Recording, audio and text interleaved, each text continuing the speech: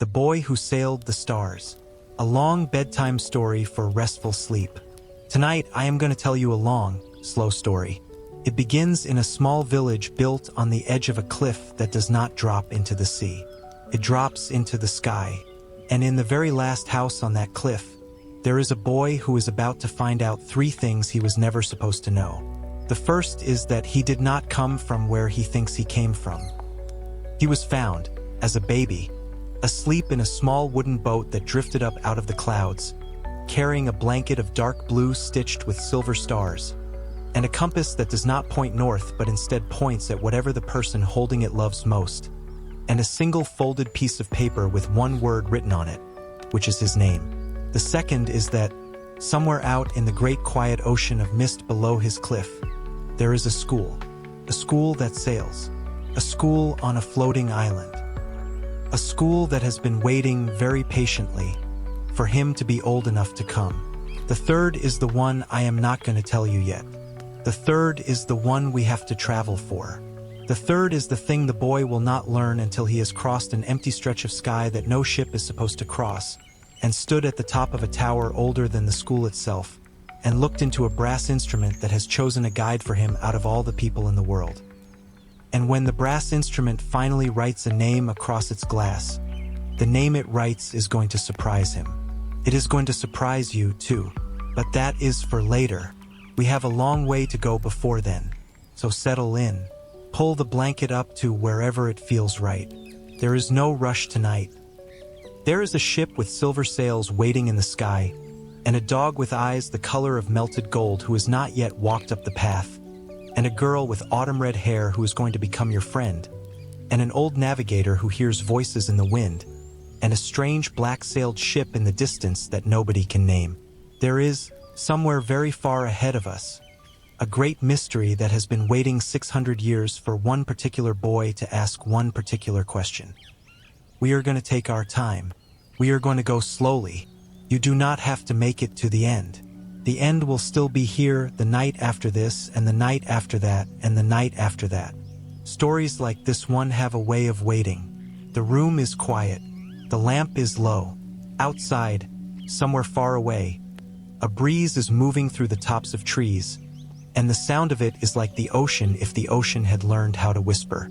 Listen for it. You can almost hear it now. Let us begin. Once, in a country that does not exist on any map you have ever seen, there was a small village built at the very edge of a cliff. The cliff did not drop down into the sea. The cliff dropped down into the sky. That is the first thing you should know about this world. The land ended, and below it was nothing but clouds, and below the clouds were more clouds, and below those clouds were stars, and below the stars were oceans of soft blue mist, and below the mist were other islands, hanging in the air like sleeping whales. The village was called Wren Hollow. There were exactly 57 houses in Wren Hollow, all of them built from the wood of trees that only grew on floating islands. The wood was light, almost as light as feathers, and it was the color of warm honey. The roofs of the houses were made from copper tiles, and over the years the copper had turned soft green, the color of moss after rain. In the very last house, the one closest to the edge of the cliff, lived a boy named Oren. He was 12 years old, almost 13, although nobody in Wren Hollow could remember the exact day of his birthday, because Oren had been found, not born. He had arrived in the village one winter morning when he was a baby, asleep inside a small wooden boat that had drifted up out of the clouds and landed gently on the cliff edge as if a great hand had set it down. Inside the boat with him were 3 things: a blanket of dark blue wool, embroidered with tiny silver stars, a wooden compass that did not point north, but instead pointed at whatever the person holding it loved most, and a folded piece of paper with one single word written on it in a careful, slanting hand. The word was a name. The name was Oren. The old woman who found him was named Mira, and she had no children of her own. She lifted him out of the boat, wrapped him in the blue blanket, and carried him home. She raised him in the last house on the cliff, and she taught him to read, to cook, to mend his own clothes, and to listen for the sound of the wind that meant a storm was coming. She did not, however, teach him where he had come from, because she did not know. Nobody in Wren Hollow did. Oren grew up curious. He was the kind of boy who asked one more question than most adults wanted to answer. He wanted to know why the stars below the clouds blinked in patterns that looked almost like words. He wanted to know why the compass in his pocket, the one from the boat, pointed at Mira when he held it inside the house, but pointed at the cliff edge whenever he stepped outside. He wanted to know why, on certain nights, he could hear singing coming up from the clouds, very faint, like a lullaby half remembered from a dream. Mira told him that the world was full of mysteries, and that some of them were meant to be solved while you were young, and some of them were meant to wait until you were old. She told him that the ones meant to wait would find him when he was ready. She told him to be patient. She told him this many times because Oren was not, by nature, a patient boy. On the morning of his 13th birthday, which Mira had decided would be the first morning of the 7th month, since they had to pick a day, and that one was as good as any, 3 things happened that changed Oren's life forever. The first thing was a letter. The letter arrived in a way that letters in Wren Hollow had never arrived before. It came not through the post, which was carried by a man on a donkey once a week, but down through the chimney, on a draft of warm wind that smelled like cinnamon and rain.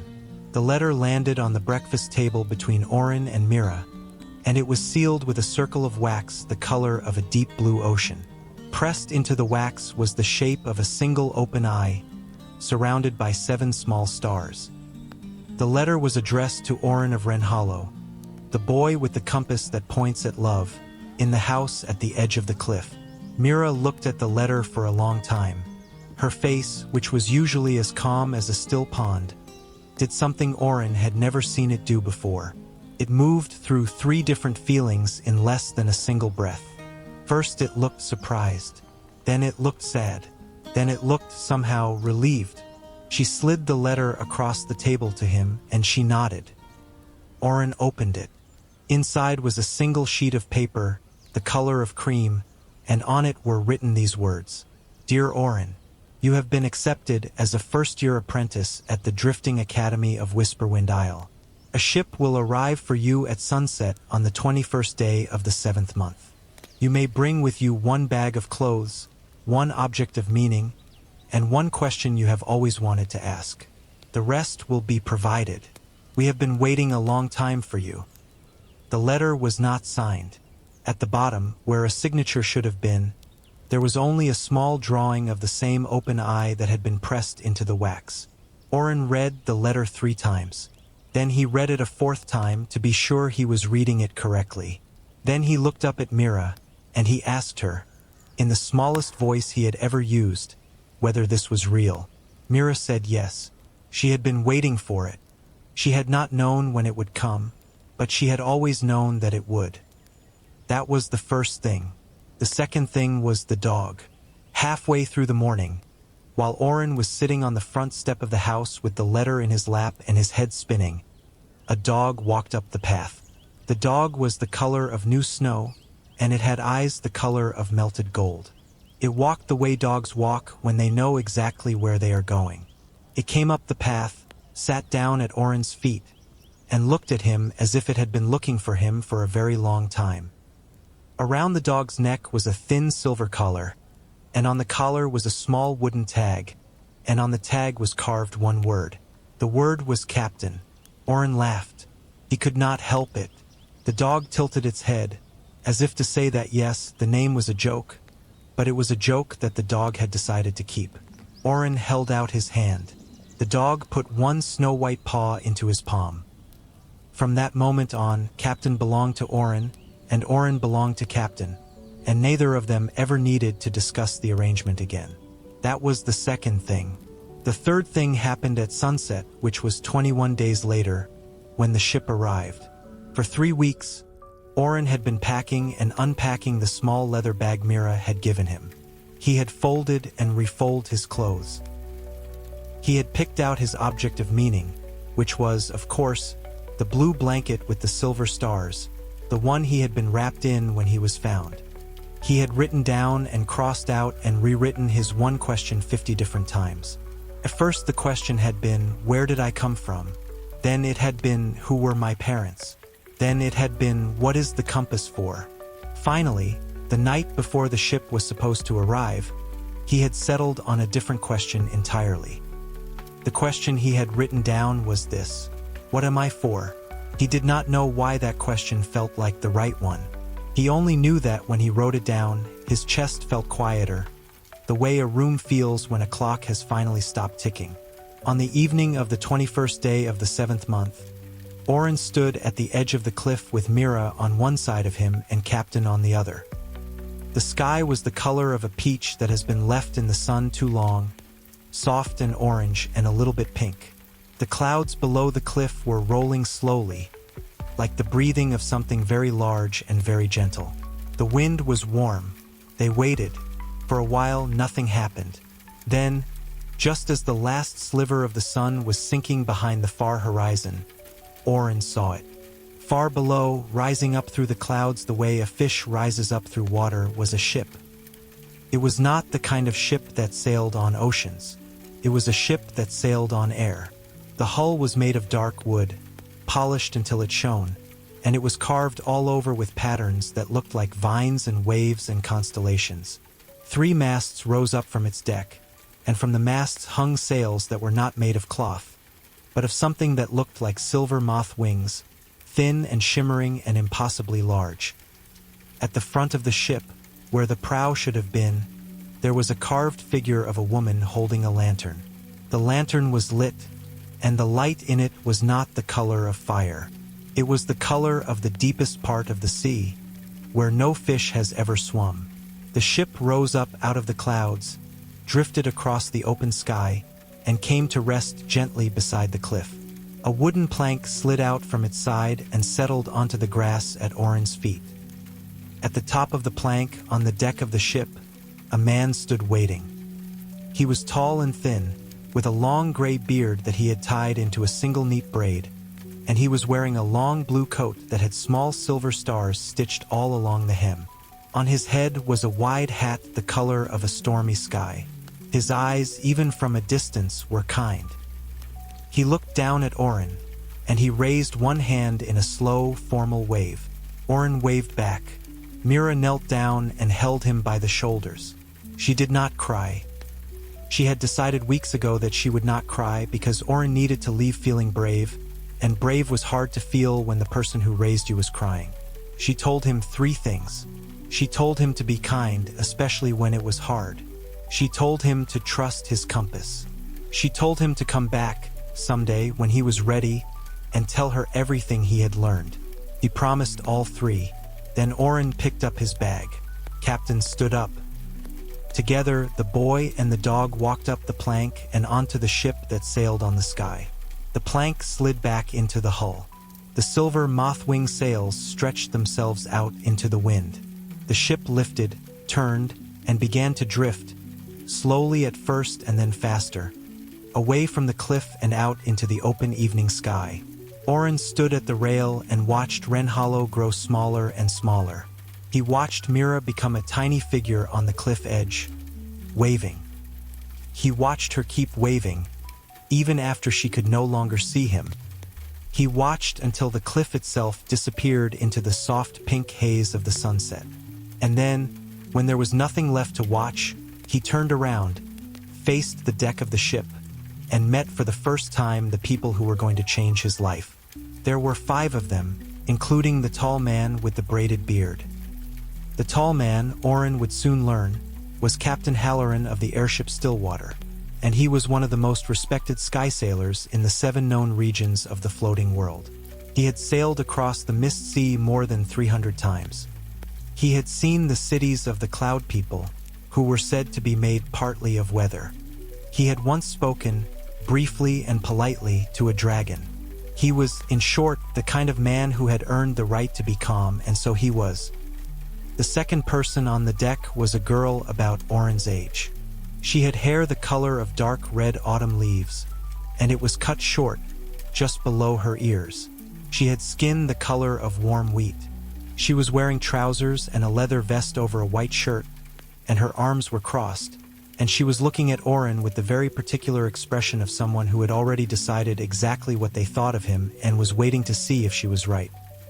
Her name was Wren Calloway, although nobody ever called her anything but Wren. She had been a student at the Drifting Academy for 1 full year already, and she had been sent along on this trip because she was, according to Captain Halloran, the best student of her year, and the captain wanted Oren to have a friend his own age waiting for him on board.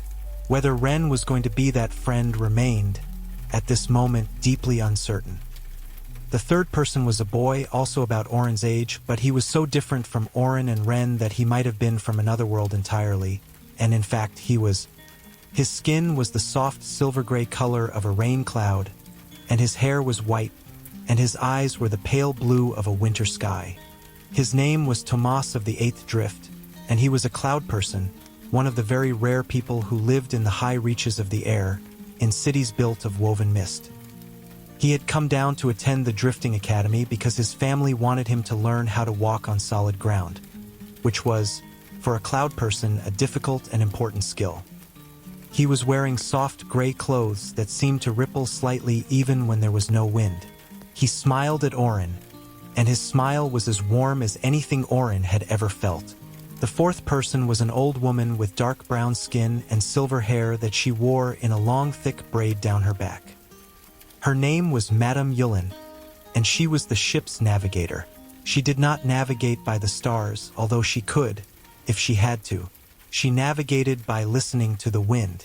She could tell, just by closing her eyes and tilting her head, exactly where in the floating world the ship was, how fast it was moving, what the weather would be like in 3 hours, and whether there were any other airships within a day's sail.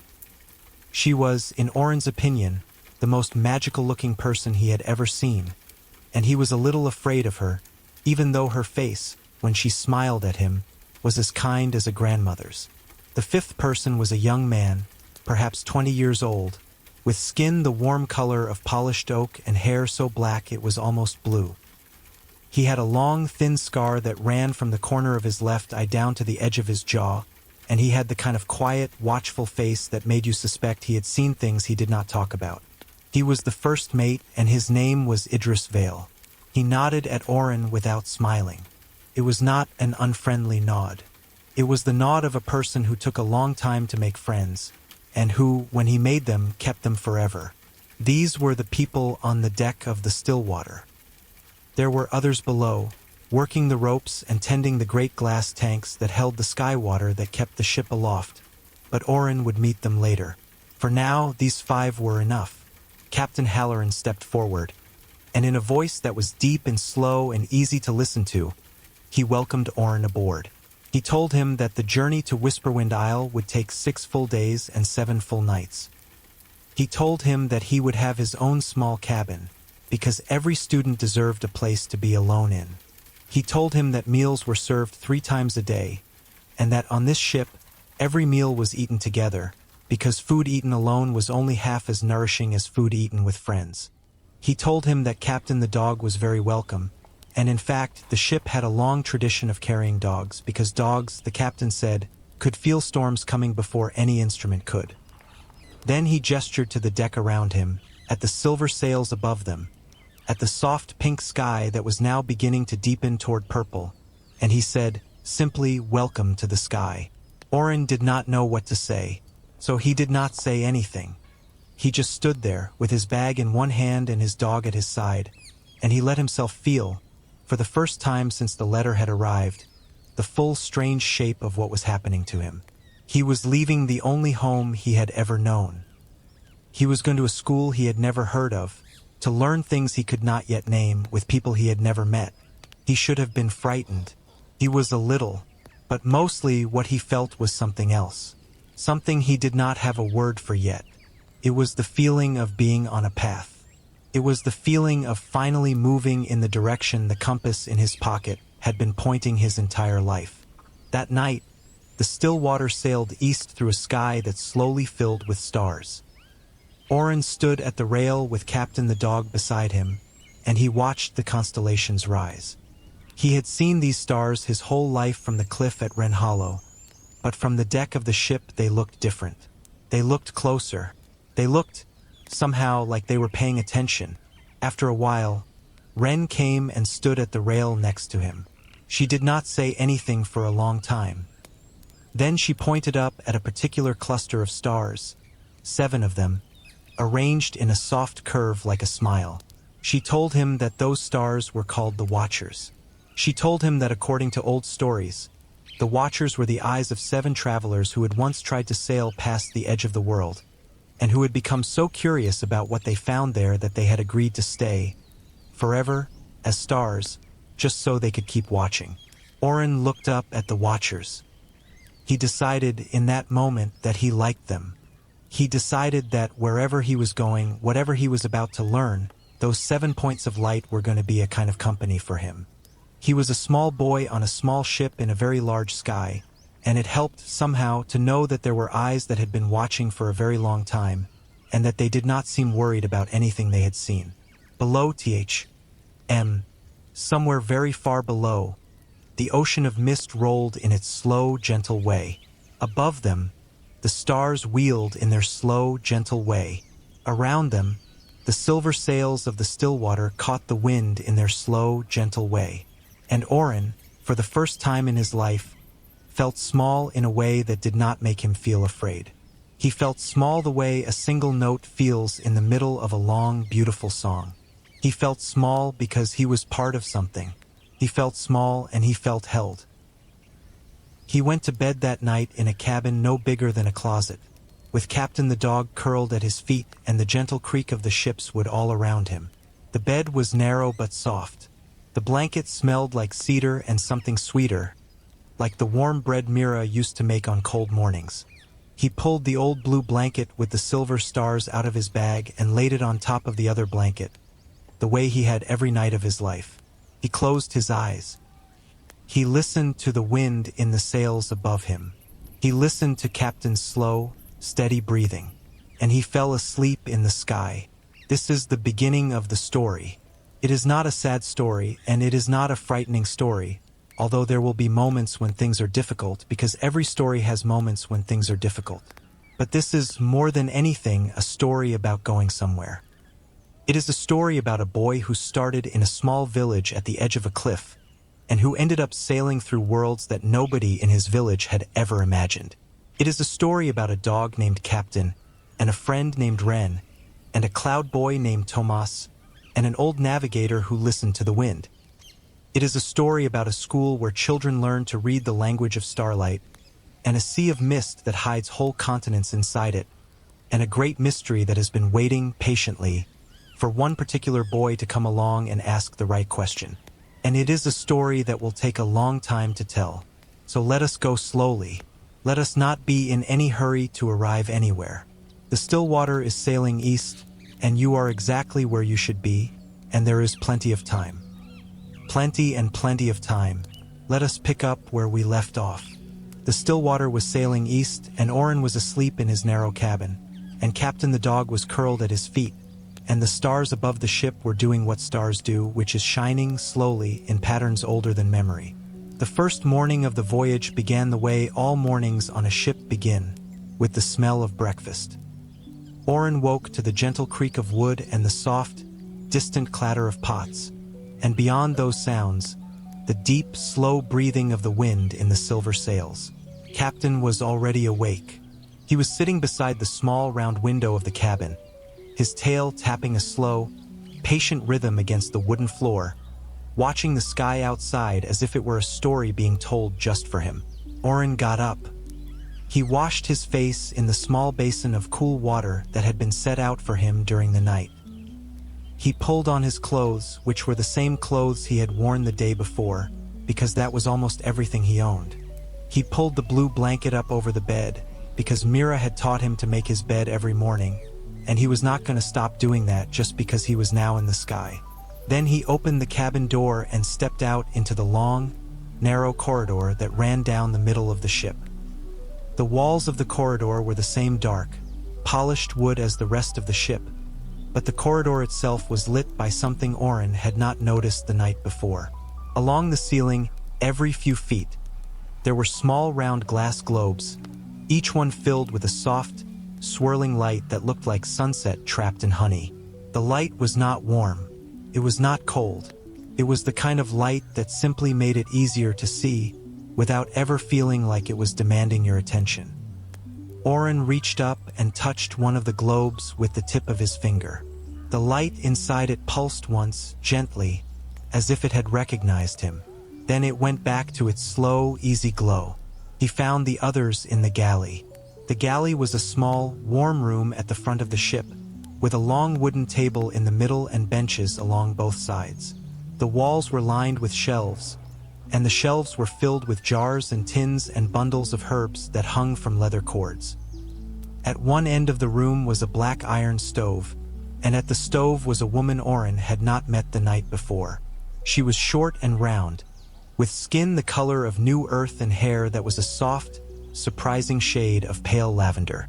She was humming to herself as she stirred a pot, and the song she was humming was one that Oren almost recognized, the way you almost recognize a smell from your childhood.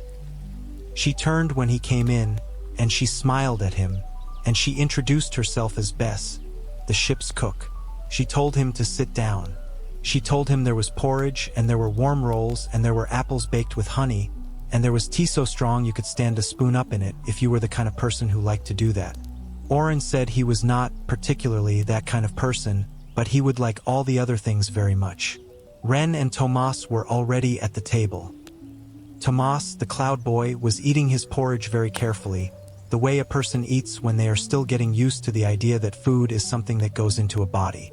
Ren was eating quickly, the way a person eats who has things to do. Captain Halloran was at the head of the table, reading a small leather-bound book and stirring his tea without looking at it. Madame Yulin was sitting beside an open window, her eyes closed, listening to the wind. Idris Vale was not there. Oren would learn, almost never at meals. He preferred to eat alone on the deck, where he could keep an eye on the horizon. Oren sat down across from Ren and Tomas. Bess set a bowl of porridge in front of him and a warm roll and a small dish of honey and a cup of tea.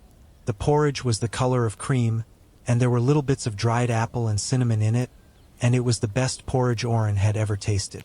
He told Bess so.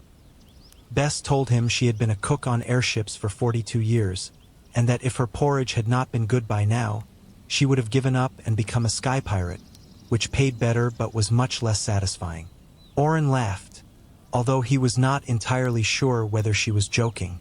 While they ate, Captain Halloran put down his book and spoke to all of them. He told them that today was the first full day of the voyage, and that he wanted to use it to begin teaching Oren the basics of life on an airship. He told Ren that he wanted her to be Oren's guide, since she had been a student at the Drifting Academy for a year already and knew the kinds of things a new student needed to know. He told Tomas that he was welcome to come along, if he wanted, and Tomas immediately said he wanted to. He told Captain the dog that he was, of course, welcome anywhere on the ship except the galley, where Bess did not permit dogs because of a long-ago incident involving a goose. Captain the dog accepted this with quiet dignity. After breakfast, Ren led Oren up onto the deck. The morning sky was a pale, washed blue, the color of the inside of a seashell, and the sun was a soft golden coin sitting low in the east. The silver sails of the still water were full and humming. The ship was moving fast, although it did not feel fast because there was nothing nearby to measure against. Just sky and clouds and the faint, far-down suggestion of the mist sea below.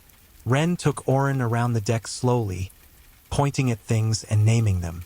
She showed him the great wheel at the back of the ship, where the helmsman steered. She showed him the ropes, which were not called ropes but lines, and which had different names depending on what they did. She showed him the small, round windows at the front of the deck, which were not for looking out of, but for looking down through. When Oren put his face to one of them, he saw, far, far below, the rolling mist sea, and in it, faint and small, the shape of a floating island shaped like a sleeping bear. She showed him the glass tanks. These were the most important parts of the ship, she said, and they were what kept it in the air. There were 4 of them, 2 on each side, deep in the belly of the ship, and they were filled with something called sky water. Sky water was a liquid that, when it touched air, turned into a gas that was lighter than the air around it. Nobody knew exactly where sky water came from. It was harvested from certain deep pools in the high mountains of the world by people who specialized in the work, and it was very, very valuable. The still water carried enough sky water in its tanks to stay aloft for 2 full years without refilling, which was, Ren said, a comforting thing to know. Then she took him up to the bow of the ship, the very front, where the carved figurehead of the woman with the lantern stood, looking forward into the wind. From here, Oren could see the whole shape of the sky in front of them. He could see clouds piled up in great soft mountains. He could see the faint, distant outline of a floating island, shaped like a curl of smoke. He could see very far ahead a flash of something that might have been birds, or might have been kites, or might have been something else entirely. Ren stood next to him for a while, not saying anything. Then she told him that the Drifting Academy was not at all like the schools he might have read about in books. She told him that there were no grades in the usual sense. There were no tests that you passed or failed. Instead, every student at the academy was paired, on their first day, with a kind of guide called a starbinder. The starbinder was an older student, or sometimes a teacher, whose job it was to help the new student discover what kind of magic they had inside them. Because everyone, Ren said, had some kind of magic. The trick was finding out what kind. And once you found out, the rest of your education was about learning to use that magic well. Oren asked her what kind of magic she had. Ren hesitated. Then she told him that she had a kind of magic that was called wind listening. She could hear things in the wind that other people could not hear. She could hear voices, sometimes from very far away. She could hear the shape of weather before it arrived. She could, on her best days, hear whole conversations being carried across the sky from one island to another. It was not the most dramatic kind of magic, she said. It was not the kind that won duels or saved cities. But it was useful, and it was hers, and she had learned to be proud of it. Tomas, who had come up behind them quietly, said that his magic was called drift shaping. He could, with effort, change the shape of clouds. He could pull a cloud apart with his hands, or push 2 clouds together, or turn a cloud into a shape that looked like an animal or a face or a word. It was, he said, a magic that ran in his family, because cloud people had been doing it for generations. But he was still learning. The shapes he made were not always the shapes he intended. Oren asked them what they thought his magic might be. They looked at each other. Then Ren told him, honestly, that nobody could know until he got to the academy and was paired with a starbinder. But she had a guess. She had been watching him, she said, since he had come aboard the ship. She had noticed the way he listened to things. She had noticed the way his eyes followed the patterns of the stars. She had noticed the compass in his pocket, which he kept touching without realizing he was doing it. Her guess was that whatever his magic turned out to be, it was going to have something to do with direction, with finding things, with knowing where to go. Oren did not know what to make of this. He had always thought of himself as a boy who got lost easily, who never knew which way was north when he was inside a forest, who had been bad at the simple game of pin the tail on the donkey because he had a poor sense of where things were. But he kept her words in his head. He filed them away the way you file away a sentence that might turn out to be important later. The day went on like that.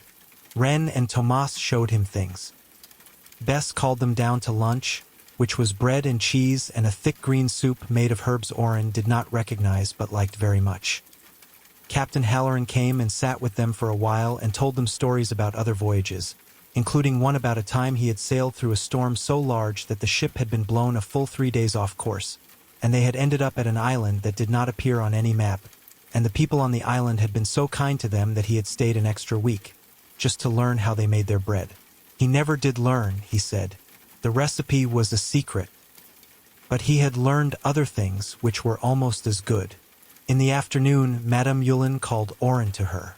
She was sitting at the back of the ship, at a small wooden table that was bolted to the deck, with a map spread out in front of her. The map was not flat.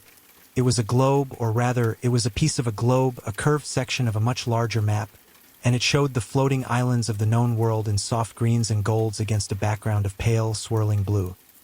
She invited him to sit. She poured him a cup of something hot and dark and very sweet, and she told him it was called night root tea, and it was what navigators drank on long voyages, because it helped them stay calm and focused. Oren took a sip. It tasted like licorice and chocolate and a little bit like the sea, and he liked it. Then Madame Yulin pointed at the map. She showed him where they were. She showed him where they were going. She showed him, with a long, slender finger, the route the still water was taking, which was not a straight line, but a long, curving arc that swept up and around a great region of empty sky that she called the Hollow. The Hollow, she explained, was a place where no airship ever went, because the winds there did not behave the way winds were supposed to behave. They were unpredictable. They could carry a ship in 3 different directions at the same time. They could go silent for days. They could, on very rare occasions, produce a particular kind of storm that no ship had ever sailed out of. Oren asked her if anyone had ever crossed the Hollow. Madame Yulin looked at him for a long moment, as if measuring whether he was old enough for the answer. Then she said slowly, yes, a few, some by accident, a few on purpose. But the ones who came back were never quite the same. They had seen things in the middle of the Hollow that they could not explain. They had heard voices. They had met, some of them said, people who could not possibly have been there. And one of them, a sky sailor who had been one of the greatest navigators of her generation, had come back from the Hollow with a small wooden boat tied to the side of her ship, and inside the boat was a baby. Oren went very still. Madame Yulin did not look at him. She was looking out at the sky. She kept talking in the same calm, slow voice. She said that the navigator had never explained where she had found the baby. She had only said that the baby had come from the deepest part of the Hollow, from a place she could not describe, and that the boat the baby had been in was made of wood that did not exist in any of the known islands. The navigator had taken the baby to a quiet village she knew, a village on the edge of a cliff, where she had a friend who had no children of her own. She had left the baby in the boat, and the boat had drifted up on a soft wind, and the friend had found it. And then the navigator had sailed away, and she had never spoken about it again, not to anyone except to her oldest apprentice, who was now an old navigator herself, and who was sitting across the table from Oren at this exact moment. Oren did not speak. He could not. His mouth was dry. The compass in his pocket was warm against his leg. He was 13 years old, and he had just learned, for the first time in his life, something about where he came from. Madame Yulin finally looked at him. Her eyes were kind, but they were also serious. She told him that she had not been planning to tell him this on the first day. She had been planning to wait. But the wind, she said, had told her that he needed to know now. The wind did not usually offer her advice about students. The wind was offering her advice about Oren. She had decided to listen. She told him that she did not know who his parents were. The navigator who had found him had not known either. The Hollow was a place that did not give up its secrets easily. But she wanted him to know one thing, and one thing only, before he arrived at the Drifting Academy. He was not, as he might have feared, a child who had been thrown away. He was a child who had been brought out. He had been carried by a navigator who had risked her life to enter the Hollow and come back, all the way to a small village at the edge of a cliff, where a kind woman could raise him. Someone, somewhere, had wanted very badly for him to be safe. Someone had wanted him to live. Oren felt a strange tightness in his throat. He had never thought of his beginning as a kindness. He had thought of it as an emptiness, a question that nobody could answer. But Madame Yulin had just given him a different shape for it. Not an empty shape, a shape full of someone's care. He thanked her. He did not know what else to say. She nodded slowly, and she folded up the map, and she told him that there would be more to learn, in time, but that for today, this was enough. She told him to go and find his friends, and to look at the sky, and to let the wind do what the wind does, which is to carry the day forward. He went and found his friends. Ren and Tomas were sitting on the deck near the bow of the ship, throwing a small leather ball for Captain the dog, who was, it turned out, an extremely enthusiastic but very inaccurate retriever. Oren joined them.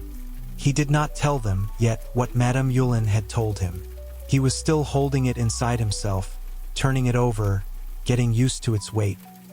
But he sat with them and he threw the ball for Captain, and he laughed when the dog brought back a piece of rope instead of the ball, and he ate dinner with them when Bess called them down, and he stood with them at the rail after dinner and watched the sun set over the sky sea.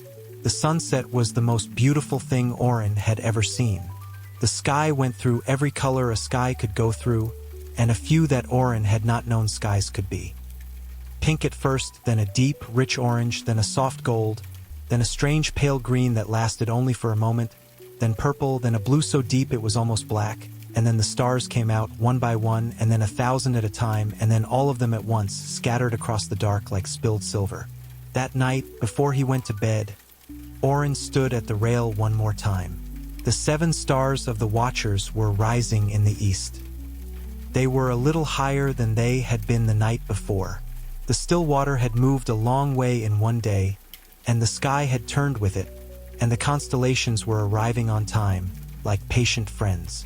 Oren put his hand in his pocket. He held the compass. He felt it turn very slightly under his palm. He did not look at it. He did not need to. He knew which way it was pointing. It was pointing east into the wind, toward the place he was going. It was pointing forward. He went to bed and Captain came with him, and he fell asleep almost at once, and he dreamed of a small wooden boat drifting through a mist that glowed faintly from within. In the dream, the boat was carrying him, and he was very small, and someone, somewhere just outside the edge of his sight, was singing him a lullaby. He could not make out the words, but the voice was warm, and the voice was sad, and the voice was full of love. He woke up in the morning with the song still in his ears, although he could not, in waking, remember a single note of it. The second day of the voyage was a quiet one. The wind held steady. The sky was clear. The still water sailed east through air the color of a robin's egg, and there was very little to do except enjoy the sailing. In the morning, after breakfast, Captain Halloran gathered the 3 young people on the deck and began to teach them a thing he called sky reading. Sky reading was not magic exactly, although it had a little magic in it. It was the art of looking at the sky and knowing, from what you saw, what the sky was about to do. A sailor on the ocean, he said, watches the water. A sailor in the air watches the clouds. He pointed at the clouds above them and named them. The high, thin, feathery ones were called drift-tails, and they meant the wind was changing. The puffy, round, sheep-shaped ones were called whitebacks, and they meant fair weather for at least another day. The flat, gray ones that spread out across the sky like a ceiling were called closed skies, and they meant rain, although not necessarily soon. The towering, dark, mountain-shaped ones that sometimes rose up in the far distance were called anvils, and they meant a storm, and a sailor who saw one always changed course. He showed them how to read the way the clouds moved in relation to each other. He showed them how to tell, just by looking at a single cloud, how high it was and how fast it was traveling. He showed them how to spot the small, strange, twisting clouds that meant a particular kind of wind called a curl, which could be either useful or dangerous depending on how you handled it. Oren listened to all of this with the kind of total attention he had never quite given anything before. He found that he liked sky reading. He liked the idea that the sky was always telling you things, if you knew how to listen. He liked the idea that what looked to most people like nothing was actually a vast, slow, careful language. He spent the rest of the morning lying on his back on the deck, with Captain the dog beside him, looking up at the clouds and trying to name them. Tomas joined him after a while. Tomas, being a cloud person, knew the clouds in a different way than Captain Halloran did. He told Oren the names that cloud people used for them, which were not the same as the names sailors used. The cloud people, Tomas said, did not think of clouds as weather. They thought of clouds as houses and gardens and roads, and sometimes on holidays as music. The shape of a cloud to a cloud person was a kind of writing. A white-backed cloud was a happy cloud. A drift-tail was a curious cloud. An anvil was an angry cloud, and you did not bother angry clouds, even if you were a cloud person, because angry clouds had every right to be angry, and they would calm down on their own if you let them. Oren liked this very much. He liked the idea that even the sky had feelings, and that the right thing to do when something was upset was to leave it alone and let it work itself out. He thought of times in his own life when he had been angry, and how the worst thing anyone could do had been to ask him over and over what was wrong. He decided, then and there, that he would try, for the rest of his life, to treat angry things the way a cloud person treated an anvil, with patience, with distance, with trust that the thing would, in its own time, return to peace. In the afternoon, Ren took him below decks for the first time. She showed him the great glass tanks of sky water, which were even more beautiful than he had imagined. They were the size of small rooms, and the sky water inside them was a soft, glowing turquoise, like the color of a tropical sea on a sunny day. The sky water moved very slowly, with a kind of inner current, and every now and then a small bubble would rise to the surface and pop, and a tiny puff of brighter blue light would float up and fade away. Ren told him that those small puffs were how the sky water turned into gas, and how the gas kept the ship in the air. She showed him the engine room. The ship did not have an engine the way a wagon has wheels, or a clock has gears. The ship's engine was a thing called a sail heart, and it was a great copper sphere that sat in the middle of the lowest deck, glowing faintly from within. The sail heart, she said, was what told the sails when to catch the wind and when to let it go. It was tied, by a kind of magic Oren did not understand yet, to the will of the helmsman. When the helmsman turned the wheel, the sail heart sent a message to the sails, and the sails responded. The sail heart did not get tired. It did not need food. It did not need anything except, once every 10 years or so, a small adjustment by a specialist who came up from the cities on the lower islands. There were not very many of those specialists. They were called sail heart tenders, and they were the kind of people who were treated like royalty when they came aboard a ship. After the engine room, Ren showed him the library. The library was small, but it was packed from floor to ceiling with books, and the books were of every shape and size and color. Some were as big as small tables. Some were as small as the palm of his hand. They were arranged according to a system that Ren explained to him, but which Oren immediately forgot because he was too distracted by the smell of the library, which was the smell of paper and leather and old dust and something else, something faintly sweet, like dried flowers pressed between pages for 100 years. She let him pick a book. He picked one with a deep blue cover and silver letters on the spine. The title was a brief account of the floating islands of the Western Reach. He carried it back up to his cabin and put it next to his bed. He read 3 pages of it that night before he fell asleep. He learned that there were, according to the latest count, 3,017 named islands in the floating world, and probably another 1,000 or so that were uncharted, and possibly several thousand more that were too small or too remote to have ever been visited. He learned that the largest island in the known world was called Sundering, and it was almost 200 miles across, and there were 3 different countries on it. He learned that the smallest named island was called Pebble, and it was about the size of a kitchen table, and the only thing that lived on it was a single tree of a kind that grew nowhere else. He fell asleep with the book on his chest and with Captain at his feet and with the small round window of his cabin glowing softly with starlight. He dreamed, that night, of a library that was as big as a country, and of a boy walking through it, picking up books one by one, and finding, written inside every single one of them, his own name. The 3rd day of the voyage was the day of the first storm. It was not a serious storm. Captain Halloran said, more than once, that it was barely a storm at all, just a little weather. But to Oren, who had never been at sea or in the sky during weather of any kind, it was the most exciting thing that had ever happened. It began in the late morning. Madame Yulin, who had been sitting at her usual spot by the open window, suddenly opened her eyes and said one word, "Curl." Captain Halloran, who had been having a quiet conversation with Idris Vale at the wheel, immediately turned and called orders down to the crew. The crew, who Oren had still barely seen, suddenly appeared from below decks like a small army of squirrels. They climbed the rigging, they pulled certain lines, they loosened other lines. The silver sails of the Stillwater shifted very slightly, and the ship began to turn. Oren and Ren and Tomas stood by the rail and watched. Ahead of them, off to the right of the ship, a great patch of sky that had been clear a moment before was now beginning to roil. The clouds in it were twisting around each other in slow, complicated circles.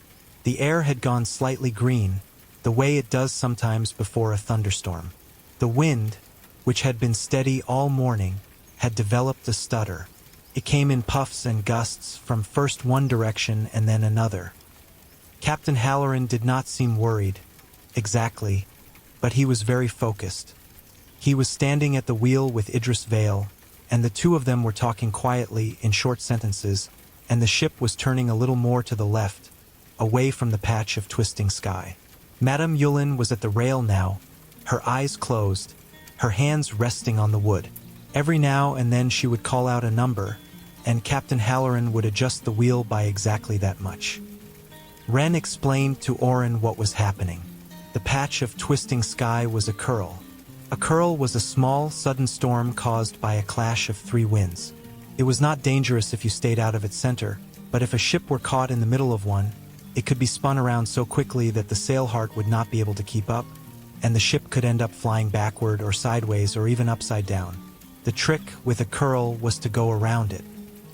Not too far, because then you wasted time, but not too close, because then you wasted your stomach. The still water swung gracefully around the edge of the curl. As they passed, Oren could see, in the center of it, a strange, beautiful sight. The clouds at the very middle were not gray or white. They were every color at once, swirling together like paint that had been dropped into water. There were soft pinks and pale greens and deep, vibrant blues, and the colors were moving in spirals, and from the very center of the spirals, a single bolt of lightning struck downward, but the lightning was not white. It was gold.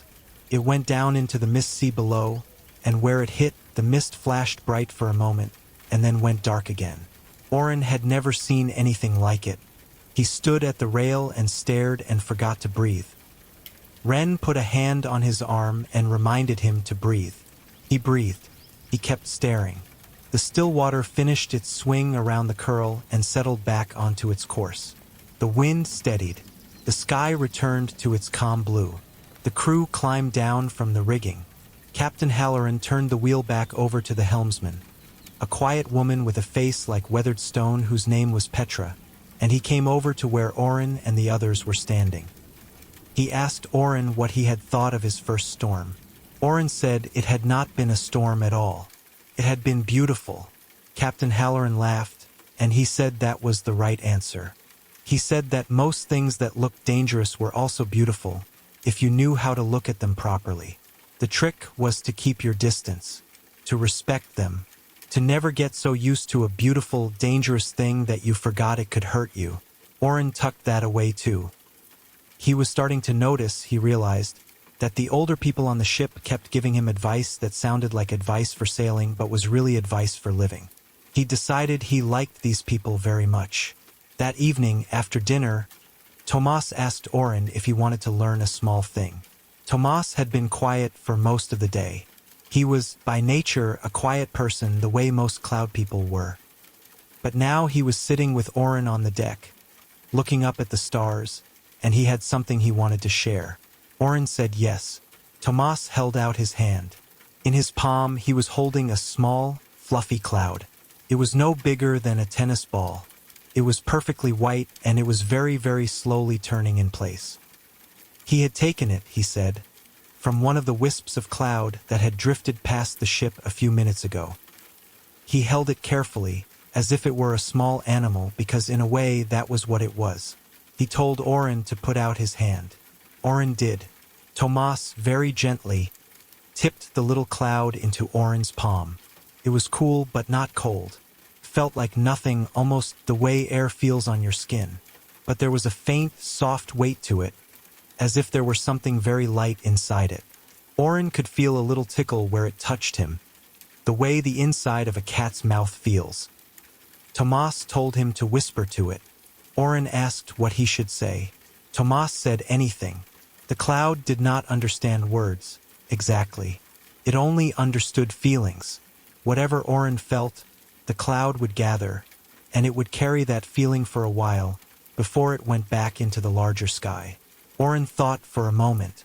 Then he whispered very softly, the same thing he had been carrying inside himself for 2 days. He whispered, "Thank you." He did not say what for. He did not need to. He was thanking the navigator who had carried him out of the hollow. He was thanking Mira for raising him. He was thanking the captain and the crew and Ren and Tomas and Madame Yulin and Bess and Captain the dog. He was thanking the sky for letting him sail through it. He was thanking the small cloud in his palm for being there to hear him. The cloud, when he had finished, turned a very faint shade of gold, pulsed once. Then it lifted itself up off his hand, drifted lazily across the deck, and floated out over the rail, and joined the larger clouds in the evening sky. Oren watched it go. He watched it until he could no longer tell which cloud of all the clouds was his cloud. Then he closed his hand and he put his hand in his pocket, and he held the compass for a while just to feel it. Ren had been watching from a few feet away. She came over and sat down next to him. She said it was a very pretty trick.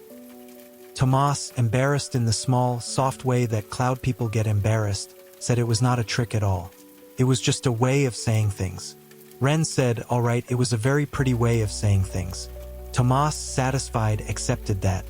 The three of them sat on the deck together, leaning against the rail, while the stars came out, and the still water sailed east through the night. That was the 3rd day. The 4th day, the wind shifted. Madame Yulin had warned them at breakfast that it would. She had felt it coming since just before dawn. The wind that had carried them east for the first 3 days was, she said, getting tired. It happened sometimes with these long easterly currents. They flowed strongly for a few days and then they slackened, and then a different wind picked up from a different direction and a ship had to adjust. The new wind, when it came, was from the south. It was warmer and softer, and it smelled faintly like flowers. It was not as strong as the eastern wind, but Madame Yulin said it would be enough. She and Captain Halloran spent an hour at the map, and they decided that the Stillwater would take a slightly more northerly course to make the most of the new wind, and that they would arrive at Whisperwind Isle perhaps half a day later than they had originally planned. Half a day, Captain Halloran said, was nothing. Half a day was a gift. It was an extra meal together. It was another sunset. The day passed slowly. The wind was gentle. The sky was kind. Oren spent the morning in the library, reading more of the book about the floating islands. He learned about the library cities, which were a chain of 3 islands far to the south where almost everyone was either a librarian or a reader, and where the streets were lined with shelves of books that anyone could borrow at any time. He learned about the Island of Bells, where every house had a bell on its roof, and where the entire population rang the bells together once a year, on a particular night in the autumn, for reasons that had been forgotten but that nobody wanted to stop doing. He learned about the hidden archipelago, a cluster of 7 islands that moved through the sky on their own, drifting slowly from one part of the world to another, and that could not be put on any permanent map. He read until lunch. After lunch, he went back up onto the deck and found Tomas trying to teach Captain the dog a new trick. The trick was a complicated one. Tomas would shape a small cloud into the form of a rabbit, and the rabbit cloud would hop slowly across the deck, and Captain was supposed to chase the rabbit cloud and bark at it, but not actually try to bite it, because biting a cloud was both impossible and disrespectful. Captain was having difficulty with the not biting part. He kept trying to take the rabbit cloud into his mouth, and the rabbit cloud kept dissolving in puffs of mist, which Captain found deeply confusing. Oren laughed for what felt like the first time in days. Not because he had not been happy. He had been happy, but this was a different kind of laughing, The kind that comes when a dog you love is making a complete fool of itself and is having a wonderful time doing it. Tomas laughed too. Ren came over and laughed. Even Captain Halloran, watching from the wheel, laughed in his deep, slow way. In the late afternoon, while Oren was sitting alone at the bow of the ship, watching the silver figurehead and her lantern, Idris Vale came up and stood next to him. Idris was, as always, very quiet. He stood there for a long time without saying anything, just looking out at the sky. Oren did not say anything either. He had learned, in 3 days of watching Idris, that Idris did not start conversations. But he sometimes ended up in them if you waited long enough. Eventually, Idris spoke. He asked Oren how he was doing. The question, coming from someone like Idris, was not a small question. It was the kind of question that came from someone who actually wanted to know the answer. Oren thought about it. Then he said that he was doing well. He was tired, in a way he could not quite name, but it was a good tired. He was full of new things. He had not had time yet to be afraid. Idris nodded. He said that was a good way to be. He said that fear, for most people, came later, after the first burst of newness had worn off, and after the brain had had time to think about what it had gotten itself into. He said that when Oren's fear came, if it came, he should not be ashamed of it. Fear was the mind's way of asking whether you were sure. The right thing to do, Idris said, was to thank the fear for asking and then to answer it honestly. Yes, I am sure. Or no, I need to think. Either answer was fine. But the fear deserved a real one. Most people, he said, made the mistake of either ignoring their fear or being ruled by it. Both were ways of not respecting it. And anything you did not respect eventually would not respect you back. Oren listened to this without saying anything. He thought about it for a long time afterwards. He realized that nobody had ever talked to him about fear in this way. Mira had told him to be brave, which was good advice, but a little vague. Captain Halloran had told him to keep his distance from beautiful, dangerous things, which was also good advice, but it was about things, not about feelings.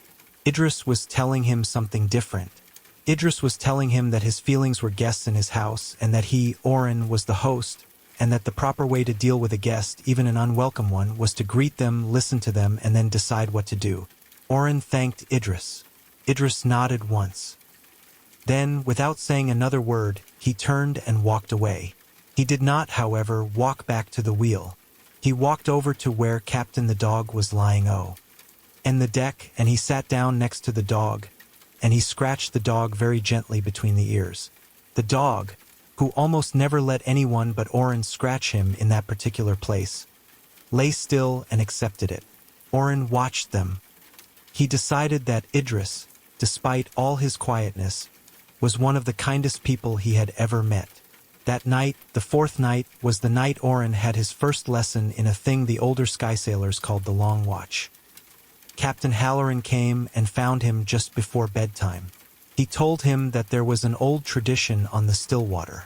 Once during every voyage, the captain invited any passenger or new crew member who wanted to learn it to come up to the wheel at midnight and take a short watch. It was not a real watch. There was always a real helmsman nearby, but it was a chance, the captain said, to stand at the wheel of an airship and feel, just for a few minutes, what it was like to be in charge of a sky. He wanted to know if Oren wanted to try. Oren said yes immediately. The captain laughed. He said most people took a moment to think about it. Oren said he did not need a moment. He had already wanted to do it before he had known it was a thing that could be done. The captain said that was, in his experience, the right kind of answer. So at midnight, Oren went up to the wheel. The night was quiet. The stars were enormous. The silver sails were full and gleaming, lit by the soft glow of the moon and the slightly softer glow of the 7 stars of the watchers, which had risen high in the sky and were now looking down on the ship like patient, gentle parents. Captain Halloran was at the wheel. So was Petra, the regular helmsman, although she was sitting on a small stool a few feet away, drinking a cup of tea and looking very relaxed. The captain gestured Oren over. He took Oren's hands and placed them on the wheel. The wheel was bigger than Oren had expected. The wood was warm. There was a kind of vibration in it, very faint, like the purr of a sleeping cat. The captain told him that the vibration was the connection to the sail heart. The sail heart was always feeling the wind, and it was always sending small signals up through the wheel, and an experienced helmsman could read those signals and adjust the sails without even thinking about it. He told Oren to close his eyes. Oren closed them. He told him to listen to the wood, to feel the small movements under his palms. Oren listened. Oren felt. At first, there was just the warmth, just the faint, steady vibration. Then, slowly, as Oren let himself relax, he began to feel something else. He felt the wind, not as a thing outside the ship, but as a thing the ship itself was feeling.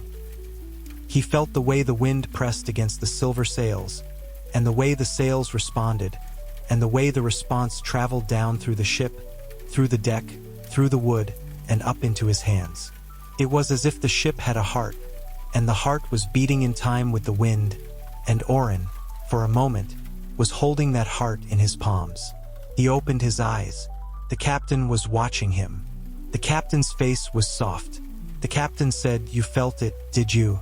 Oren said yes. He had felt it. The captain said that not everyone felt it on their first try. Some people sailed the sky for years before they felt it. Some people never did. Oren had felt it on his first try. The captain said this without surprise. He said it the way a person says something they have already known for a long time.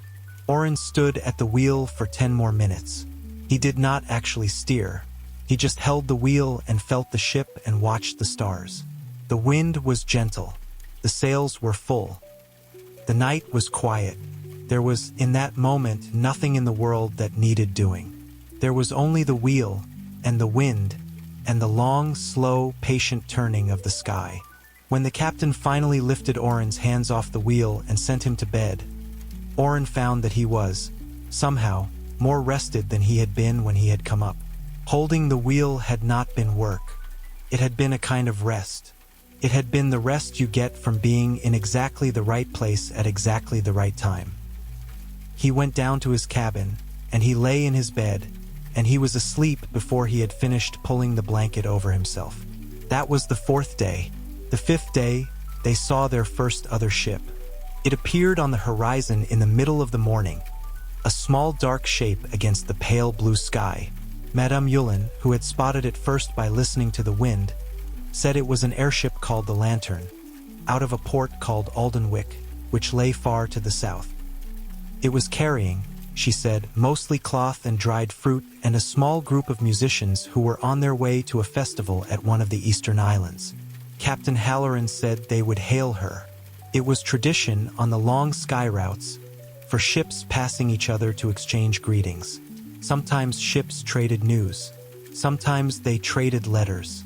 Sometimes, if both crews had time, they pulled up alongside each other and shared a meal and a few stories before going their separate ways.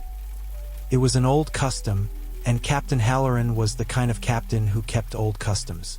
It took an hour for the two ships to come close enough to see each other clearly. The Lantern was about the same size as the Stillwater, but her sails were not silver. They were a deep, warm red, the color of a fire after the flames have gone down. Her hull was painted a soft, dusty yellow. Her figurehead was a carved seahorse with a small golden lantern in its tail. The lantern was, of course, lit. All the figureheads on all the airships in the floating world had lanterns, and the lanterns were always lit because, according to a custom older than anyone could remember, an airship without a lit lantern was a ship that had given up on its journey, and no captain wanted to be seen with a dark lantern. The two ships came close, but not too close. They were perhaps 200 yards apart. The captain of the Lantern was a small woman with a loud, warm voice, and she shouted greetings across the gap, and Captain Halloran shouted greetings back. They exchanged the names of their ports of origin, and their destinations, and the conditions of the wind in the regions they had each come from. The captain of the Lantern said the wind from the south had been steady for 10 days. Captain Halloran said the wind from the east had been good for 3 days and then had slackened. They both agreed that it had been a kind year for sailing on the whole. Then the captain of the lantern asked if Captain Halloran had any news worth sharing. There was a small pause. Captain Halloran said that he had picked up a new student for the Drifting Academy, a boy from a village called Wren Hollow, and that this boy was, he had reason to think, going to be interesting. The captain of the lantern laughed in a friendly way and said that all new students at the Drifting Academy were interesting. Captain Halloran said that this one was a little more interesting than most. He did not say more. The captain of the lantern, who was clearly a sensible woman, did not press him. Then a strange thing happened. The captain of the lantern said that she had a piece of news that might be of interest to him. She said that 2 weeks ago, near a small island called Greystone, a ship had been spotted that nobody had been able to identify. It had been there only for a short time. It had been sailing slowly along the edge of the hollow. The sails had been black. Its hull had been a color that one observer described as dark blue and another described as deep red and another described as having no color at all. It had not responded to hails. It had not flown any flag. It had drifted along the edge of the hollow for perhaps an hour, and then it had simply disappeared. Captain Halloran went very still. So did Madame Yulin. So, Oren noticed, did Idris Vale, who had been standing nearby pretending to coil a rope. Wren, who was standing next to Oren at the rail, had also gone still, but in a different way, the way a small animal goes still when it hears a sound it does not understand. The captain of the lantern said that she did not know what to make of the report. She had heard it from a friend, who had heard it from a friend, and the story had been passed along several times before it had reached her. But the description of the ship, she said, had been very consistent. Black sails. A hull that nobody could quite agree on the color of. Silent. And it had been near the hollow. Captain Halloran thanked her for the news. He asked her, in a calm voice, whether she had heard the name of the ship. The captain of the lantern said she had not. The ship had not flown a name. But one of the people who had seen it, an old sky sailor with very sharp eyes, had said that he thought he had seen a figurehead on the prow. He had said that the figurehead had been the shape of a great bird. A bird with its wings folded. Captain Halloran said very softly, "Ah." He said nothing else.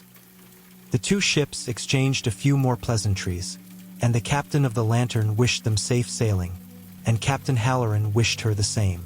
The still water turned slightly, and the lantern turned slightly the other way, and within an hour the two ships were specks on each other's horizons, and then they were gone from each other entirely. That afternoon, Captain Halloran called Oren up to his cabin for the first time. The captain's cabin was at the back of the ship on the upper deck. It was bigger than Oren had expected. There was a long wooden table with maps rolled up on it, and a comfortable chair by the window, and a bookshelf full of books, and a hammock in the corner where the captain slept. There was also, on the table, a small wooden box, very plain, with no decoration on it at all. The captain invited Oren to sit. He poured him a cup of tea, the same night-root tea Madame Yulin drank, and he handed it to him. Then he sat down across from Oren, and for a moment he did not speak. Finally, he said that what the captain of the lantern had told them was important. He said he wanted to tell Oren about it because Oren, more than anyone else on the ship, had a right to know. There was a thing in the floating world, he said, called the Hollow Bird. The Hollow Bird was a ship. It was the oldest legend among sky sailors. Nobody knew who its captain was. Nobody knew where it came from. Nobody had ever, that he knew of, set foot on it and lived to tell. The Hollow Bird had been spotted, over the centuries, perhaps 20 times. Always near the hollow, always silent, always with black sails and a hull that seemed to change color depending on who was looking at it, and always with the figurehead of a great bird, wings folded, as if it were sleeping.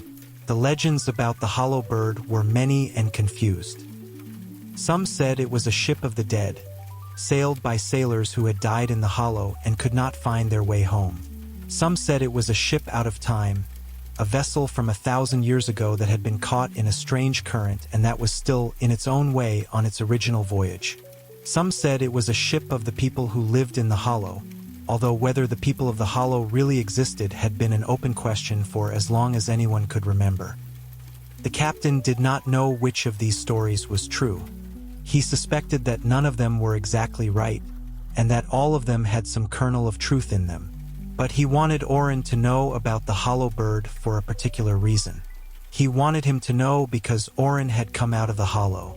And every now and then, in the long history of the Drifting Academy, a student arrived who had come out of the hollow, and every one of those students had, eventually, encountered the hollow bird. Oren went cold. The captain saw it, and he held up a hand, and he said gently that this was not a thing to be afraid of. The hollow bird had never, in any of the stories he had heard, harmed anyone. It had simply been seen. It was, in his opinion, a thing more curious than dangerous. But it was a real thing, or as real as anything in the floating world was, and Oren needed to know that someday, perhaps soon, perhaps not for years, he might see it. He told Oren one more thing. He said that the students at the Drifting Academy who had come out of the hollow, the ones in the old records, had, every single one of them, gone on to become great sky sailors. He did not know why. The records did not say. But the pattern was strong enough that the Academy, for centuries, had been particularly careful with those students. They were watched a little more closely. They were given a little more support. Not because they were in danger, but because they were, the records suggested, important. Oren did not know what to do with this information. He had come on this voyage thinking he was a boy with a few small mysteries. He was now beginning to realize that he was a boy in the middle of a very large story, and that the story had been going on long before he had been born, and that it would continue long after he was gone. He was a small part of something old. The thought was, at the same time, terrifying and comforting. He did not know which feeling was bigger. Maybe they were the same size. Maybe big stories always made you feel two things at once. He thanked the captain. He took the cup of tea, which was now lukewarm, and he drank it in one long sip. He told the captain that he was not going to be afraid. He did not know yet whether that was true. But he had decided in that moment that he wanted it to be true, and Mira had once told him that wanting to be brave was, most of the time, the first step toward actually being brave. He was going to start with the first step. The captain smiled. He said that was a fine answer.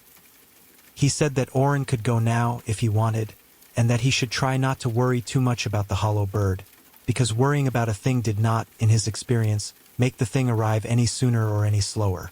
Worrying just used up the time you had before the thing arrived. Worrying was, in the captain's opinion, the worst possible use of time. Better to spend that time looking at the sky, or reading a book, or scratching a dog. Oren left the cabin. He went down to the deck. He found Captain the dog, and he scratched him for a long time, and the dog, who had no idea about the hollow bird, was very happy. Oren felt better, slowly. He decided that the captain had given him good advice. He decided to take it. That night, lying in his cabin, he thought about the hollow bird for a while. He tried to picture it. A ship with black sails. A hull of no fixed color. A figurehead of a bird with folded wings. He decided, after a while, that he did not need to picture it. He decided that whatever it looked like, he would know it when he saw it, and that until he saw it, there was no point in inventing a version of it in his head. He turned the picture off. He turned, instead, to the picture of the stars outside his window. He fell asleep. That was the 5th day. The 6th day was a day of light and ordinary things. The wind was kind. The sky was clear. The ship moved steadily. Bess made a particularly excellent stew for lunch, with chunks of soft yellow squash in it and a kind of red lentil that Oren had never eaten before. Ren beat Tomas at a game of cards, which she did every time they played, although Tomas, being a cloud person, did not really mind losing. Cloud people, Tomas explained, did not have much of a competitive instinct because in the cities of mist, the goal of every game was to play it as beautifully as possible, not to win. Captain Halloran spent most of the day with Madame Yulin, planning the final approach to Whisperwind Isle. They were close now. Madame Yulin said that with the current wind, they would arrive shortly after sunrise on the morning of the 7th day, which was, she said, a very fine time to arrive at any place worth arriving at. Oren spent the afternoon teaching Captain the dog to sit, which the dog already knew how to do but enjoyed being praised for. He spent the early evening sitting next to Idris, helping him coil ropes, although Idris did not really need any help. He spent the rest of the evening with Ren and Tomas at the rail, watching the colors of the sunset. It was the most peaceful day of the voyage so far. There was no storm. There was no other ship. There was no news from the captain about old legends or hollow places in the sky. It was simply a day. And Oren realized, as he went to bed that night, that he had needed a day like this. He had needed a day where nothing important happened. He had needed a day to let everything settle. Before he fell asleep, he took out the compass. He held it in his palm. He watched the needle turn. It was pointing east and a little to the north, which was, he knew now, the direction of Whisperwind Isle. He thought about what the compass meant. It pointed at whatever the person holding it loved most. So when he had been in Wren Hollow, it had pointed at Mira. And when he had been on the deck of the Stillwater, it had pointed forward into the journey, into the place he was going. The compass was telling him, every time he looked at it, that he had not yet arrived at the thing he loved most. The thing he loved most was still ahead of him. That was, when he thought about it, a beautiful thing to know. It meant the best part of his life was not behind him. It meant the best part was still coming. He went to sleep with the compass in his hand. He dreamed of nothing in particular. He slept very well. The seventh day was the day of arrival. He was woken by the sound of Ren knocking on his cabin door. Her voice, on the other side of the wood, told him to get up because they were almost there, and he was going to want to be on deck when they saw the island. Oren got up faster than he had ever gotten up in his life. He pulled on his clothes. He splashed water on his face. He grabbed his bag, which he had packed the night before. He whistled for Captain the dog. He ran out of the cabin, down the corridor, up the small ladder to the deck. The sky was the pale silver pink of a sky just before sunrise. The air was cool. The silver sails of the Stillwater were full of a soft, steady wind. The crew was all on deck, looking forward, and there, ahead of them, just visible against the brightening sky, was a shape. The shape was an island. It was floating, like all islands in this world floated, in the open air, suspended on whatever invisible magic held the floating world up. It was perhaps a mile across, and it was shaped very vaguely, like a hand cupped to catch rain. The lower edges of it dropped down into the sky in cliffs of pale gray stone. The upper surface was green and gold and crowded with buildings, and from the very center of it rose a single great tower, taller than any of the other buildings, made of a stone so pale it was almost white. The top of the tower glowed, very faintly, with a soft blue light. Around the island, in the sky, there were birds, hundreds of them. They were not birds Oren recognized. They had long, thin bodies and wings that seemed almost too large for them, and they flew in slow, beautiful patterns, weaving around each other in great spirals. Their feathers, even from this distance, seemed to shine. This, Ren said, was Whisperwind Isle. This was the home of the Drifting Academy. This was where Oren had been heading for his entire life, although he had not known it until a few weeks ago. The ship sailed closer. The island grew larger. The details came into view. The buildings on the upper surface of the island were old. They were made of the same pale st. One as the tower, and they were roofed with copper, like the houses of Wren Hollow, although the copper here had not yet turned green. There were narrow stone streets winding between the buildings and gardens, and small bridges over small streams, and trees of a kind Oren had never seen, with bright orange leaves that did not seem to fall. There were people on the streets, walking, going about whatever morning business people on a floating island did. From the deck of the Stillwater, they looked like small dolls. The ship approached the dock. The dock was a long wooden platform that extended out from the lower edge of the island into the open sky, with a great brass rail along its length. Other ships were tied up there. There were perhaps a dozen of them, of all sizes, with sails of every color. The Stillwater eased in alongside an empty space. The crew threw lines. People on the dock caught them and made them fast. The plank slid out from the side of the ship and settled onto the wood of the dock. Captain Halloran came over to Oren and put his hand on Oren's shoulder. He said, "Well, here we are." He said that Oren had been a fine passenger, and that he would be welcome on the Stillwater any time he wanted to sail with her, and that he was looking forward to seeing what kind of student Oren would turn out to be. He said all this in his easy, slow way, but Oren could see that he meant it. Then the others came to say their goodbyes. Bess gave him a paper bag full of biscuits she had made for him because she said the food at the academy was good but not as good as hers, and he was going to want a snack at some point during his first week. Madame Yulin took his hand and held it for a moment, and she said quietly that the wind was going to be kind to him. She did not say how she knew. Petra the helmsman, who had hardly ever spoken to him, nodded at him gravely. Idris did not say anything at all. He just looked at Oren for a long moment, and then he reached out and ruffled Captain the dog's ears, and then he turned and walked back to his rope coil. It was, for Idris, an enormous farewell. Tomas was coming with him. So was Ren.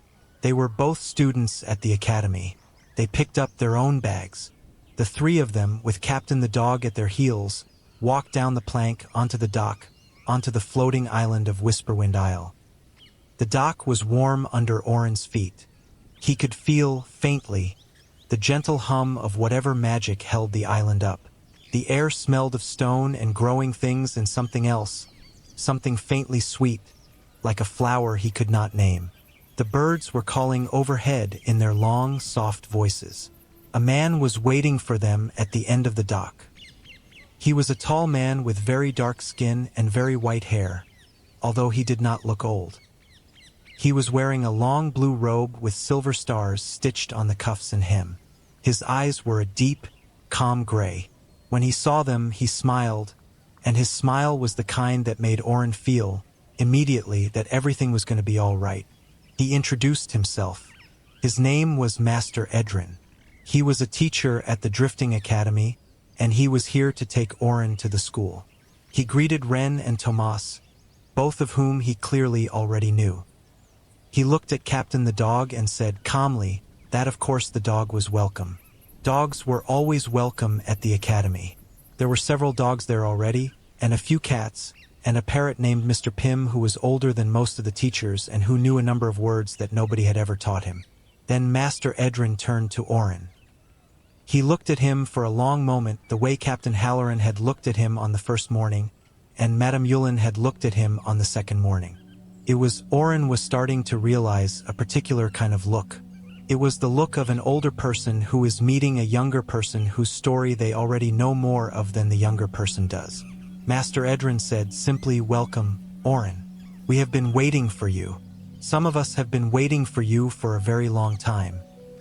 And then, with that, he turned, and he led them up the stone steps that rose from the dock to the upper level of the island, and the morning sun broke fully over the edge of the world, and the great tower of pale stone caught the first light of the day and shone with it, and the birds in the sky overhead sang a long, slow, layered song that sounded almost, if you listened to it the right way, like a welcome home. Let me carry you on now into the school itself, where Oren's real story begins, although in a way his story has been beginning every day since the moment he climbed onto the Stillwater. Stories do not have one beginning. They have many. They begin again every morning. They begin again every time you meet someone new. They begin again every time you decide to pay attention. The Drifting Academy of Whisperwind Isle was older than any of the buildings on it, although the buildings on it were old. The school itself had been founded, according to its own records, almost 600 years ago, by 3 teachers and 7 students, in a small wooden hut on the same spot where the Great Pale Tower now stood. The school had grown slowly over the centuries. The hut had become a building. The building had become a complex of buildings. The complex had become a campus. And the campus had, eventually, taken up almost the entire upper surface of the island, with only a small village of regular townspeople at the western edge, where the merchants and the farmers and the families of the teachers lived. Master Edrin led them up through the narrow stone streets. The streets were old and clean. The buildings on either side were tall and narrow, with deep-set windows and copper roofs. The doors were painted in bright, cheerful colors. There were window boxes everywhere, full of flowers of kinds Oren did not recognize, in colors that were almost but not quite the colors of flowers he did recognize. The whole street had a feeling of cheerful, comfortable age, like a beloved old book that has been read many times. They passed people. Mostly the people were students. They wore robes of various colors, although blue seemed to be the most common, and they all carried bags or armloads of books or, in one memorable case, a small basket full of glowing stones. The students were of every kind of person Oren could imagine. There were students with skin every color from the palest cream to the deepest brown. There were students who were clearly cloud people, like Tomas, with their silver-gray skin and pale hair. There were students with hair in every color including, in one case, a soft, glowing green that Oren had never seen on a human head before. There were tall students and short students and round students and thin students. There were students who were Oren's age and students who looked older, perhaps 18 or 19. There were no students younger than Oren because Oren, Master Edrin explained gently as they walked, was at the youngest end of the academy's age range. Most students started at 14 or 15. Oren was 13. He had been brought in early because the school had reason to think he was ready. They reached the gates of the academy. The gates were enormous, made of dark, polished wood and bound with bands of silver. They were standing open because, as Master Edrin said, they were always open during the day. The academy was not a place that locked its gates. It was a place that welcomed people in. Beyond the gates was a wide stone courtyard. At the far end of the courtyard was the great pale tower, which was even more impressive up close than it had been from the deck of the ship. It rose, narrow and tall, into a sky that was now a clear, bright blue. The top of it, Oren saw, was not a point but a flat platform, and on the platform there was something that looked, from this distance, like a great brass instrument, gleaming in the morning sun. The courtyard was full of students. There were perhaps 200 of them, milling around, talking, laughing, hurrying from one place to another with stacks of books and rolls of parchment. There were also several adults who Oren took to be teachers. They were easy to spot because they wore robes that were a slightly darker shade of blue than the students' robes, and because they carried themselves with the calm, slightly amused air of people who have been watching young people for many years and have decided that young people are a delight. Master Edrin led Oren, Ren, Tomas, and Captain the dog across the courtyard. People looked at them as they passed. Ren and Tomas were greeted by various students, some of whom waved, some of whom called out their names. Oren felt, for a moment, very out of place. He was the new boy. He was the unknown one. He could feel eyes on him, curious eyes, friendly eyes, but eyes nonetheless. He stood up a little straighter. He kept walking. Master Edrin took them to a smaller building at the side of the courtyard. The building was, he said, the office of the headmaster. The headmaster was waiting for them. The headmaster always met every new student personally, on the first day. It was, Master Edrin said, one of the most important traditions of the school. They went up a short flight of stone steps. They passed through a heavy wooden door. They entered a long, cool, dim corridor lit by the same kind of honey-like globes that had lit the corridor of the Stillwater. They walked down the corridor. They came to another door. Master Edrin knocked once. A voice on the other side, a calm, warm voice, said, "Come in." They came in. The headmaster's office was not at all what Oren had expected.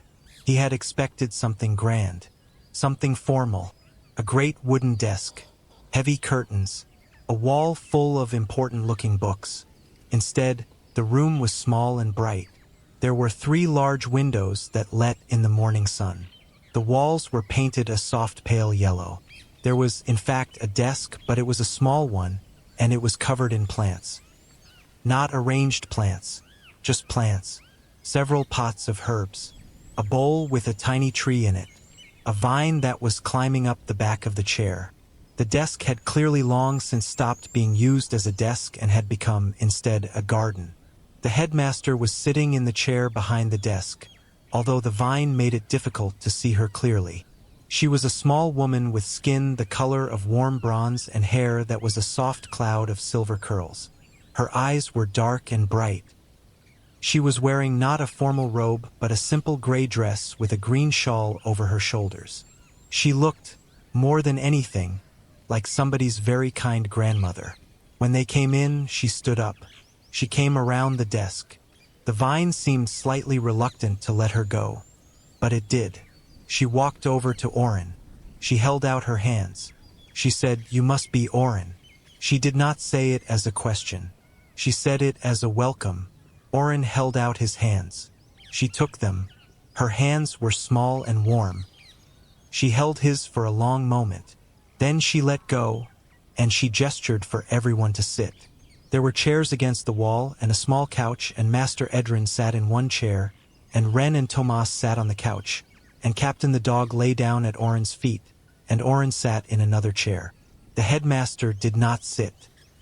She stood, leaning against her desk, looking at them with the calm, bright eyes of a person who had been doing this kind of welcome for many decades and who still, somehow, found it interesting every time.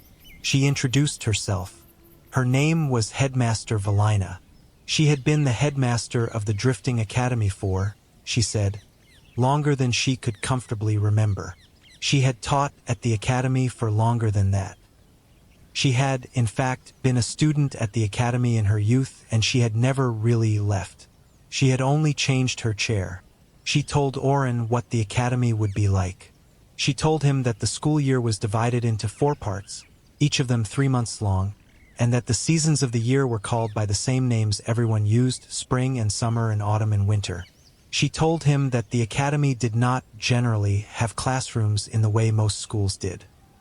Instead, it had teachers, and each teacher took on a small group of students at the start of each part of the year, and the teacher and the students decided together what they wanted to study, and they went and studied it, often in unusual places. A class in star reading might be held on the roof of the Great Tower. A class in plant magic might be held in the garden of one of the older teachers, who would teach you while she pruned her trees. A class in wind listening might be held by walking very slowly through the streets of the village, paying attention to the wind in the alleys between buildings. There were no grades. There were no tests. Instead, every year, at the end of the winter, every student wrote a short letter to themselves, describing what they had learned. The letters were not read by anyone except the student who had written them, and the headmaster, who kept them in a small file. Once a year, on the first day of spring, the headmaster gave every student their letter from the year before, and the student read it, and the student wrote a new letter. That was, Headmaster Valina said, the only real test the academy gave. The test was whether the year had changed you. The test was whether the version of you who had written the letter a year ago was a version you could still recognize, but who was also, somehow, a little smaller than the version of you reading it now. That was, she said, the whole point of school. Oren liked this very much. He had never been to a school before, but he had heard, from books, what schools were usually like. They sounded loud and stressful and full of competing for things. The Drifting Academy did not sound like that. It sounded like a place where you could grow. Then Headmaster Valina told Oren the most important thing about his first week. She told him that every new student was paired, on their second day at the academy, with a starbinder. The starbinder was an older student, or in some cases a teacher, whose job it was to help the new student discover what kind of magic they had. The starbinder would spend the first few weeks doing nothing but watching the new student, listening to them, walking with them, asking them questions. They would not try to teach the student anything. They would not try to give them magic. They would only try to find what was already there. Oren asked her how the starbinder was chosen. Headmaster Valina smiled. She said that the starbinder was not chosen by a person. The starbinder was chosen by the great brass instrument at the top of the tower. The instrument was called a starglass, and it had been at the top of the tower for as long as the tower had stood. Nobody really knew how it worked. It was old, much older than the school itself. But every new student, on their second day, climbed the steps to the top of the tower and looked into the star glass, and the star glass showed them the name of their starbinder. The name appeared in the lens, in a soft, glowing script. It was always, in the school's long memory, the right name. Nobody had ever, in 600 years, been paired with the wrong starbinder. Oren asked her, very quietly, what would happen if the star glass did not show a name. Headmaster Valina looked at him. She was a kind woman, but she was also a smart woman, and she saw in his question the place his question was coming from. She said gently that the star glass always showed a name. There had been, in the history of the school, a very small number of times when the name shown had been the name of a person who was not at the school. In those cases, the school had sent for the person, and the person had come, sometimes from very far away. The star glass did not care about distance. Cared about rightness. Oren nodded. He did not say anything more. Headmaster Valina turned to Master Edrin. She told him to take Oren and his friends to the dormitory, and to help him get settled. She told Oren that he would have today to rest, to walk around, to meet other students, to begin to feel out the place. Tomorrow, just after sunrise, Master Edrin would take him up to the top of the tower, and he would look into the star glass, and his real first day would begin. She stood up. She walked over to Oren one more time. She put her hand on the side of his face, very gently, the way a grandmother might. She said softly that she was very glad he had arrived. She had been waiting for him for a long time. Then she stepped back, and she let them go. They left the office. They walked back down the corridor. They came back out into the courtyard. Oren felt a little dizzy. He had just met one of the most important people he was ever going to meet. He had just been told, again, that he was someone who had been waited for. He had been told that tomorrow morning, he would look into an ancient instrument that would tell him who his guide was going to be. He was 13 years old. He had been on this island for less than an hour. Captain the dog leaned against his leg. Captain the dog had a way of knowing, always, when Oren needed something warm against him. Oren put his hand on Captain's head. He breathed out, slowly. He decided again what he had been deciding all week. He decided that he was not going to be afraid. He decided to be ready. Master Edrin led them across the courtyard, past a small fountain that splashed water into the air in a soft, complicated pattern, and over to a long, low building on the far side. This, he said, was the dormitory for the youngest students. It was where Oren would live. It was a beautiful building. The doors were painted a bright, deep red. The windows had small white shutters. There was ivy growing up the walls. Inside, the dormitory was warm and bright. There was a long common room on the ground floor, with comfortable couches and chairs and a big stone fireplace at one end. Several students were there, reading and talking. They looked up when Oren came in. They smiled. They went back to what they had been doing. Master Edrin led him up a curving wooden staircase to the second floor. He led him down a long hallway lined with doors. He stopped at a door near the end. He opened it. Inside was a small room, just big enough for a narrow bed, a small desk, a wooden wardrobe, and a single window that looked out over a green garden. The walls were painted the same soft yellow as the headmaster's office. The bed had a thick quilt on it, patterned in blue and white squares. There was a small woven rug on the floor. There was, on the desk, a fresh candle, a stack of new paper, a pot of ink, and a pen.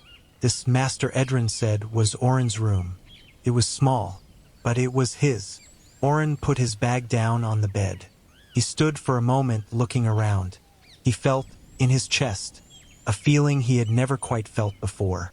It was the feeling of being given a room, of having a place that was simply and only yours. He had grown up in Myra's house, and he had loved his room there, but it had always been Myra's house. This was not anyone's house. This was his. Captain the dog jumped up onto the bed and immediately curled into a tight white ball on the quilt. He looked at Oren with one eye half open, as if to confirm that yes, this was acceptable, and yes, he was going to be sleeping here from now on. Oren laughed. He told the dog that yes, that was fine. The dog closed his eye and went to sleep. Master Edrin said he would leave them to settle in. He told Oren that lunch would be served at noon in the great dining hall, which was the building across the courtyard with the big arch W. Indoors. He told him to come find him or any teacher in a blue robe if he had questions or needed anything. He told him to walk around, to explore, to get used to the place. The academy, he said, was a place that revealed itself slowly, and the first day was just the beginning. Then he left. Ren and Tomas stayed for a few more minutes. Ren showed Oren how the wardrobe worked, which was the same as any wardrobe. Tomas, very seriously, pointed out the window and said that the view was a good one, because it faced east, which meant Oren would see every sunrise. Then they too left to go to their own rooms in another building, because they were a year older than Oren and they lived in a different dormitory. They told him they would see him at lunch. They told him to find them. They told him he would be fine. And then Oren was alone in his room, with Captain the dog asleep on the bed, and the soft yellow walls, and the window full of garden, and 100 quiet questions in his chest. He sat down on the bed next to the dog. He put his hand on the dog's back, and he felt the slow, easy rise and fall of his breath. He looked out the window at a tree he could not name, with bright orange leaves that did not fall. He listened to the sound of distant voices in the courtyard. He listened to the sound of his own breathing. He decided that he was, after all, going to be all right. The afternoon passed in a blur of quiet, gentle newness. Oren unpacked his bag. He hung his 3 shirts in the wardrobe. He put his blue blanket with the silver stars on the bed, on top of the white and blue quilt. He put the compass on the desk. He put his bag of biscuits from Bess on a shelf in the wardrobe, for later. He went to lunch in the great dining hall and ate roasted vegetables and dark bread and a thick orange soup. And he sat with Ren and Tomas and met 3 other students whose names he immediately forgot but whose faces he tried to remember. He walked around the campus with Ren in the afternoon, and she pointed out the buildings he would need to know. The library, the bathhouse, the infirmary, the great hall where assemblies were sometimes held. The garden where the plant magic teacher held her classes. The small dock at the edge of the island where students who were learning to sail kept their practice boats. In the late afternoon, he climbed alone to a small bench at the eastern edge of the island, just outside the campus walls, and he sat there for a long time. Captain the dog sat next to him. They watched the long shadows stretch across the sky.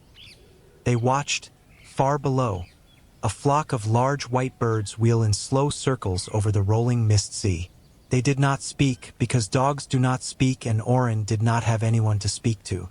But the silence between them was not empty. It was the kind of silence that was, in itself, a kind of company. He thought, sitting there, about his life so far. He thought about Mira. He thought about the cliff at Wren Hollow. He thought about the morning the letter had come down the chimney. He thought about the 7 days on the Stillwater. He thought about the headmaster's hand on the side of his face, and the small room with the soft yellow walls, and the great tower at the center of the island, and the brass star-glass at the top of it. Tomorrow morning he would climb that tower. He would look into the star-glass. It would show him a name. The name would be his starbinder, the person who was going to help him find out what kind of magic he had. And the question that had been sitting in his pocket, the question he had written down on a piece of paper before he had left Wren Hollow, would, perhaps, finally begin to have an answer. What am I for? That was the question. He had not yet asked it of anyone here. He had been waiting. He did not know exactly what he had been waiting for. But he had a feeling, sitting on the bench at the edge of the island, that whatever it was very close now. He stayed there until the sun was just touching the edge of the horizon. Then he stood up and he walked back to his dormitory, and he had a quiet dinner with Ren and Tomas, and he climbed up the stairs to his small yellow room, and he washed his face, and he changed into the soft sleeping clothes that had been left folded for him on the chair by his bed, and he climbed under the blue and white quilt. He pulled his old blanket with the silver stars up to his chin. He blew out the candle. The room went dark, except for the faint silver of the starlight from the window. Captain the dog, who had been sleeping all afternoon, was wide awake. He sat at the foot of the bed, looking out the window, his tail tapping softly against the quilt. The 7 stars of the watchers were visible from this angle, just above the line of the eastern hills.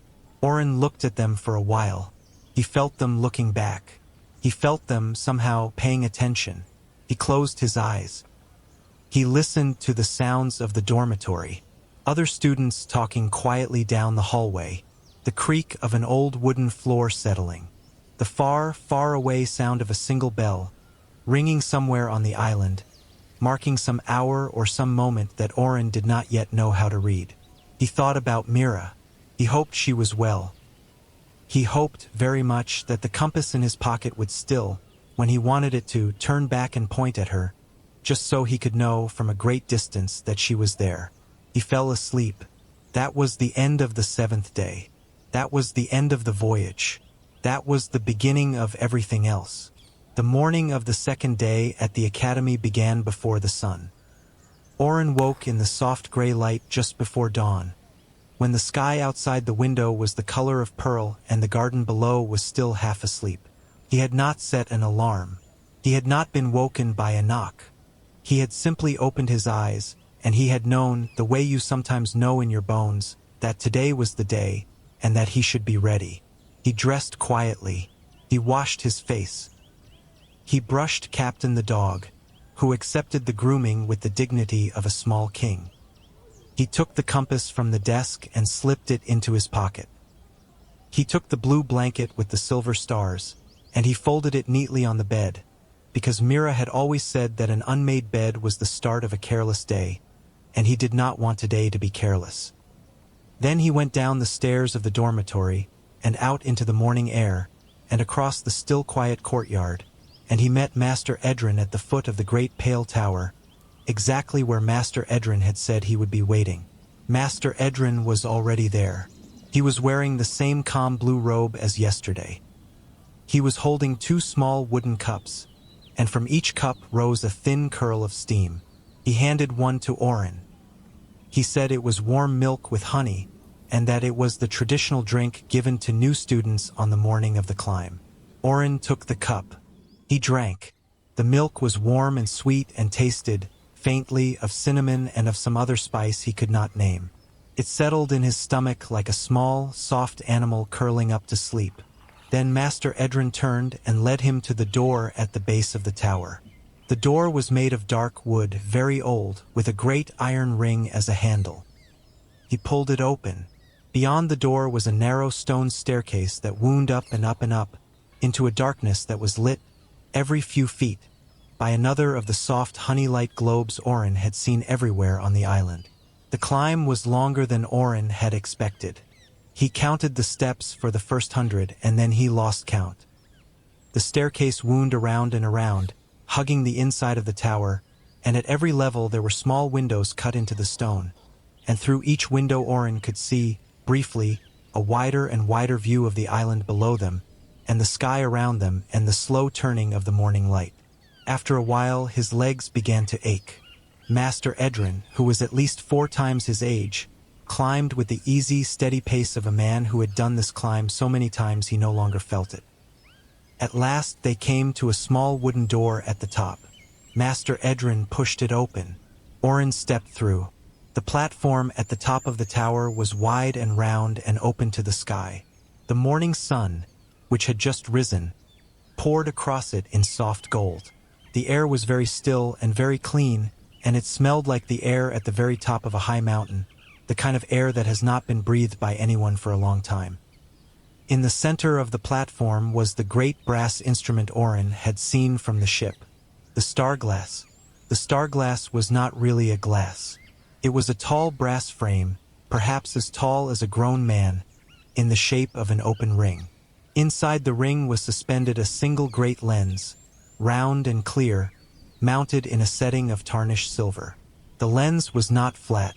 It was very gently curved, like the surface of a pond. Around the brass frame ran a band of carved letters in a language Oren did not recognize, although he thought, as he looked at them, that he might almost recognize one or two of the shapes. Master Edrin did not approach the star glass. He stood by the door. He told Oren that this was a thing the student had to do alone. He told him to walk to the star glass and to stand directly in front of it and to look into the lens. He told him not to be afraid of what he saw. The star glass, he said, was a gentle thing. It had been showing names to new students for 600 years. It would show Oren his name. That was all. Oren walked across the platform. His footsteps were the only sound. The wind, even at this height, was hushed, as if it knew what was about to happen and was being respectful. He came to the star glass. He stood in front of it. He looked into the lens. For a moment he saw nothing. He saw only the sky on the other side, slightly distorted by the curve of the glass. He saw the line of the horizon. He saw a single bird very far away, flying east. Then, slowly, the lens began to change. The image of the sky faded. In its place, a soft glow appeared, the color of warm gold. The glow gathered itself and shaped itself, and slowly, like writing being traced by an invisible hand, letters began to form in the center of the lens. Oren held his breath. He watched. The letters were forming in a script that was not quite the script he knew, but he could read it. The letters were forming a name. They formed slowly, one stroke at a time, with great care, as if whoever was writing them wanted to make absolutely sure that Oren would understand. The name appeared. It was 3 words. The first was a first name. The second was a middle name. The third was a last name. Oren read them. He read them again. Then he stood very still for a long moment, because the name he was reading was not a name he had ever expected to see. The first name was Mira. Oren felt his chest tighten. He felt his eyes prickle. He kept reading. The middle name was a name he did not know. The last name was a name he did not know either. Both of them were unfamiliar. But the first name was Mira. And underneath the 3 names, in smaller letters, the star glass had added a single line. A line of small, careful script. The line said, "Of Wren Hollow." Oren closed his eyes. He opened them. The name was still there. Mira of Wren Hollow. The woman who had raised him. The woman who had found him in the boat. The woman whose entire life, as far as Oren had ever known, had been spent in a small house at the edge of a cliff. The starbinder. His starbinder. The person the star glass, the ancient instrument at the top of an ancient tower on a faraway floating island, had chosen, out of all the people in the floating world, to be his guide. He turned around. Master Edrin was watching him from the door. Master Edrin's face was, somehow, not surprised. He looked, in fact, very gentle, the way a person looks when something they have been quietly suspecting for a long time has finally been confirmed. Oren walked back across the platform. He did not exactly know what to say, but Master Edrin spoke first. He said that the Starglass had chosen, and that the school would, of course, honor the choice. He said that this had happened before, perhaps a dozen times in the history of the school, where the Starglass had chosen someone who was not at the academy. He said that the school would send a fast ship to Wren Hollow that very afternoon, with a letter from the headmaster, inviting Mira to come and take up her role as Oren's starbinder. He said that he had a feeling, looking at Oren's face, that Mira was going to say yes. Oren said quietly that yes, she would say yes. He said that he was sure of it. They went back down the stairs. Oren did not count this time. He was thinking. He was thinking about Mira. He was thinking about all the years she had spent in that house, raising a boy who had drifted in out of the clouds. He was thinking about the patient way she had taught him to cook and read and listen for storms. He was thinking about how she had told him all those years that she did not know where he had come from. He believed her. He believed she had not known about the navigator and the hollow until Madame Yulin had told him. But he also realized, slowly, as he descended the long stone stairs, that Mira had been a starbinder all along. She had been teaching him to be a person for 13 years. She had been the one who knew how to find what was already there. The star-glass was not telling him something new. The star-glass was telling him something he had already known, in a way that he had not before had words for. At the bottom of the tower, Master Edrin took him out into the courtyard, and he sat with him on a stone bench by the fountain, and he told him a few things he thought Oren should know. He told him that until Mira arrived, which would be perhaps 3 or 4 weeks given the time it took for a ship to make the round trip, Oren would have a temporary guide. The temporary guide would be Master Edrin himself, because Master Edrin had volunteered, and because, he said, he had been curious about Oren since he had heard the boy was coming. Oren said that he would be honored to have Master Edrin as a temporary guide. Master Edrin said the honor went both ways. Then Master Edrin told him one more thing.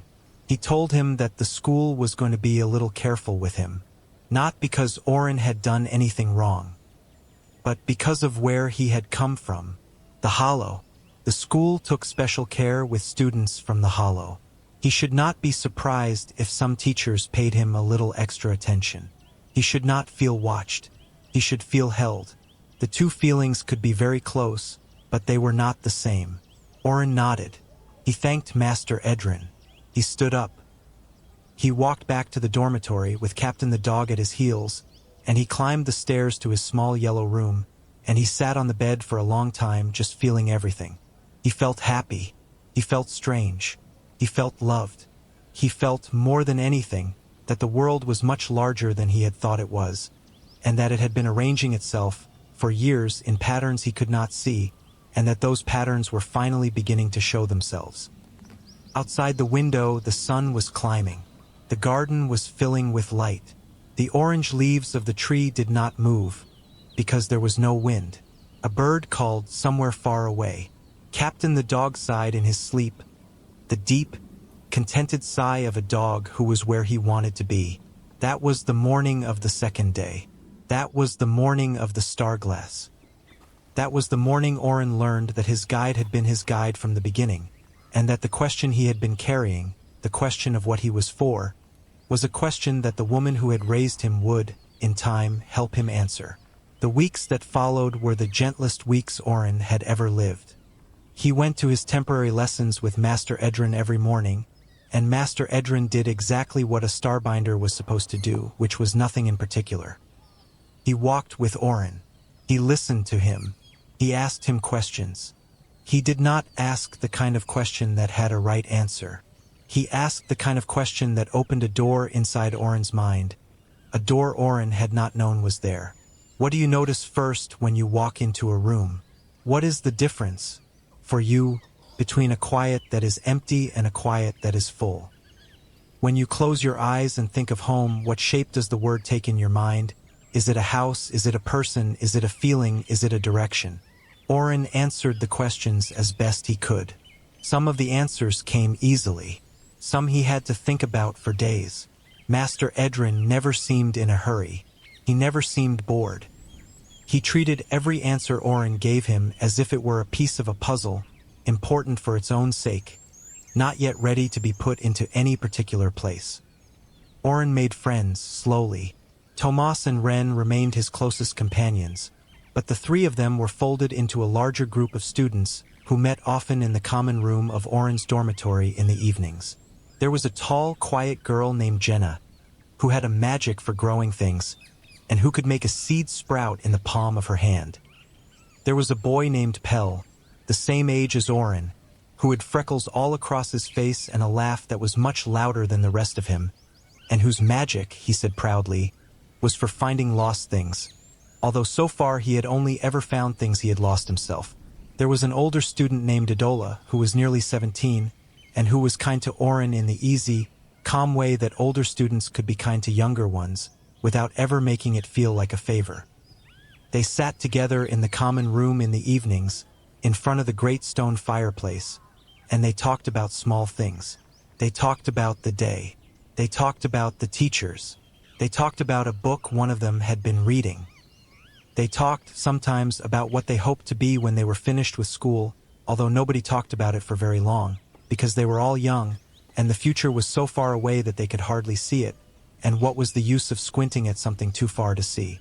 Oren learned the rhythms of the island. He learned which bell meant breakfast and which meant lunch and which meant the start of evening classes. He learned the way the wind came in from the south in the early mornings and shifted to the west by the afternoon.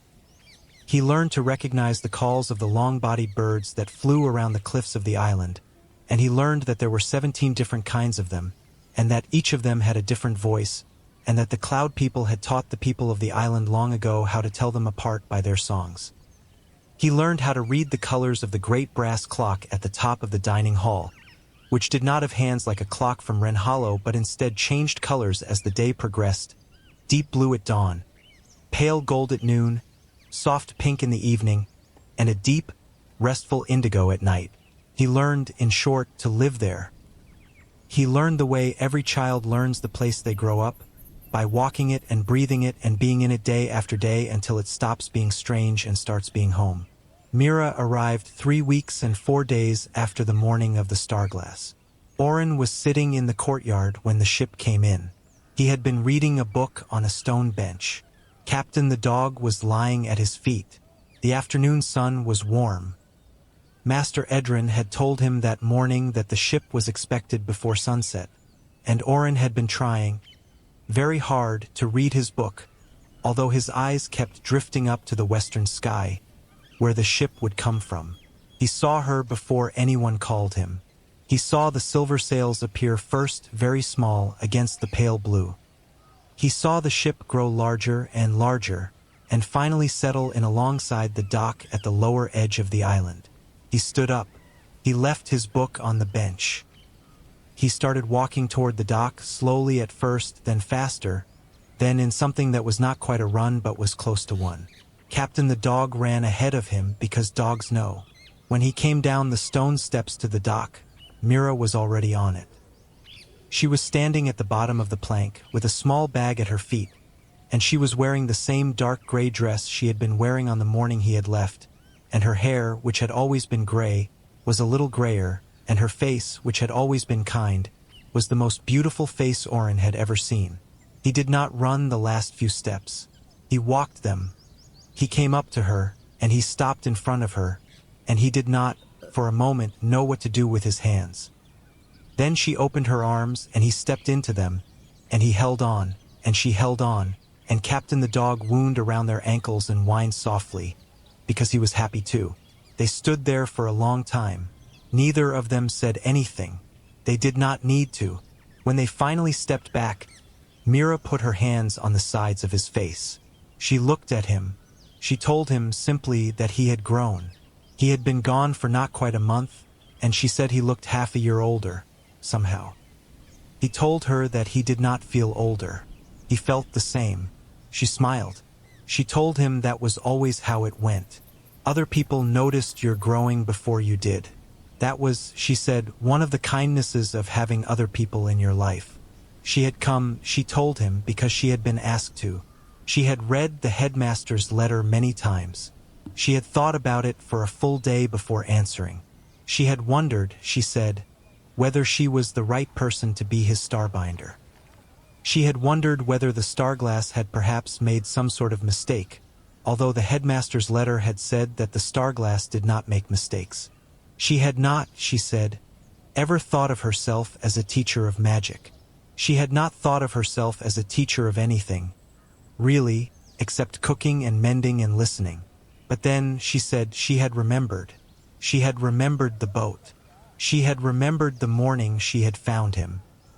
She had remembered the way he had grown, year by year, in her little house, asking questions she could not answer, wondering at things she had stopped wondering at long ago. She had remembered, she said, how he had taught her, more than she had taught him. He had made the world larger for her, simply by being in it. And she had thought perhaps that was what a starbinder was. Not a person who knew the answers, not a person who had the magic.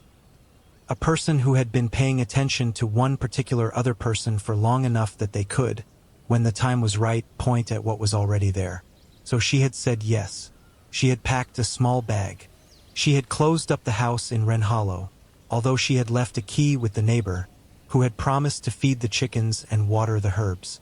She had walked down to the cliff, where the ship had been waiting. She had sailed across the sky, and now she was here. She would stay for as long as the school needed her, which the headmaster's letter had said could be a year, or 2 years, or more. She did not mind. She had nothing pressing to get home to. The chickens would manage. The herbs would manage. He was, she said, more important than chickens and herbs. Oren laughed. He laughed in the way you laugh when you are also crying a little. He took her bag. He led her up the stone steps.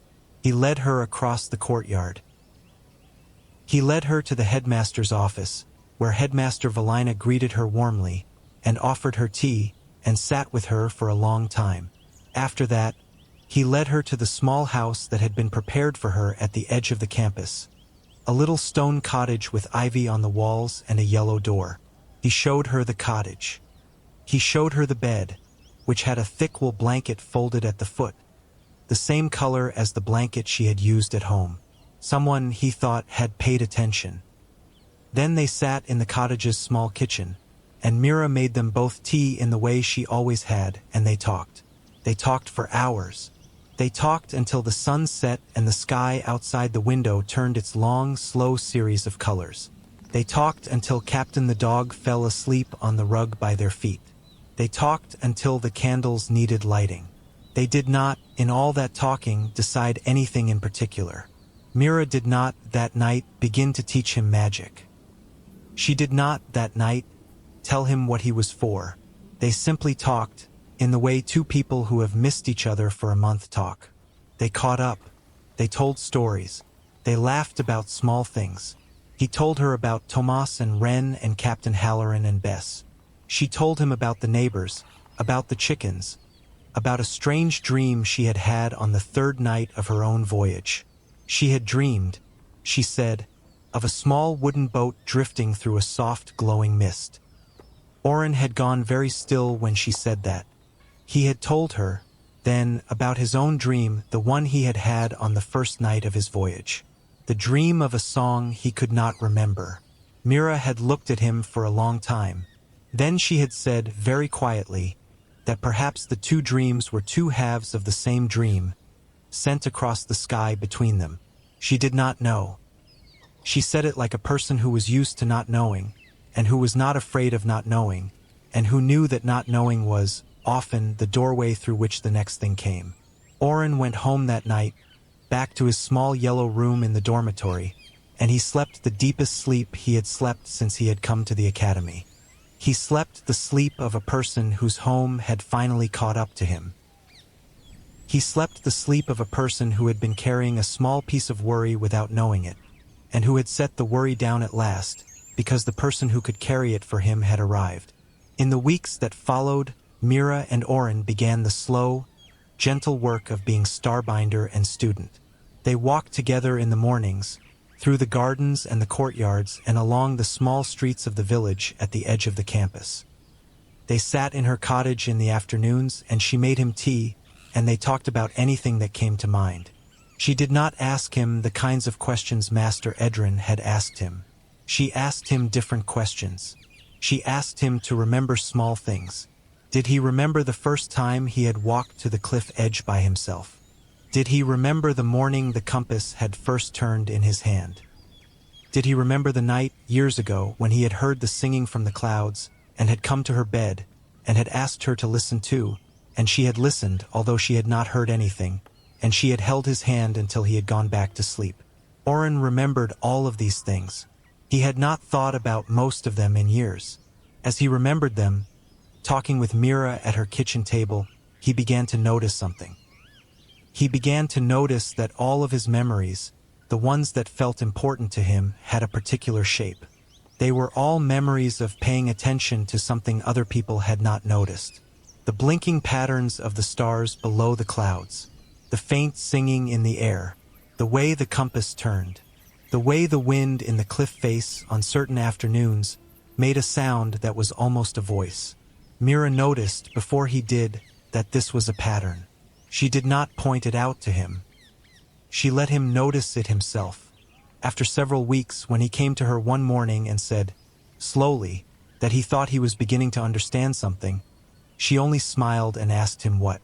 He told her that he thought perhaps the thing he was good at was hearing things. Not with his ears, exactly. With some other part of himself. Hearing the things underneath the things. The patterns. The songs. The directions. The shape of where to go. Mira nodded. She said she thought so too. She had thought so for a long time, in fact, although she had not been sure what to call it. She had not known, before coming to the academy, that there was a name for it. But the teachers had told her. There was a name. The magic he was beginning to find in himself was a kind of magic called wayfinding. It was one of the oldest magics in the floating world, and one of the rarest. There were perhaps 3 wayfinders alive at any given time. The Drifting Academy had not had a wayfinder student in over 100 years. Wayfinders, the teachers had told Mira, were the people who could, when the world was lost, find the path through it. They could find roads that were not there. They could find islands that were not on any map. They could find, sometimes, things that had not yet been thought of, and they could lead other people toward them. Wayfinders were why ships in the deep past had been able to cross the hollow. Wayfinders were how the lost islands had been found. Wayfinders were how, when the world was particularly tangled, the world was eventually sorted out. Oren listened to this. He did not know whether he believed it. He was a 13-year-old boy, sitting at a kitchen table, in a small cottage on a floating island. He did not feel, particularly, like one of the rarest magicians in the world.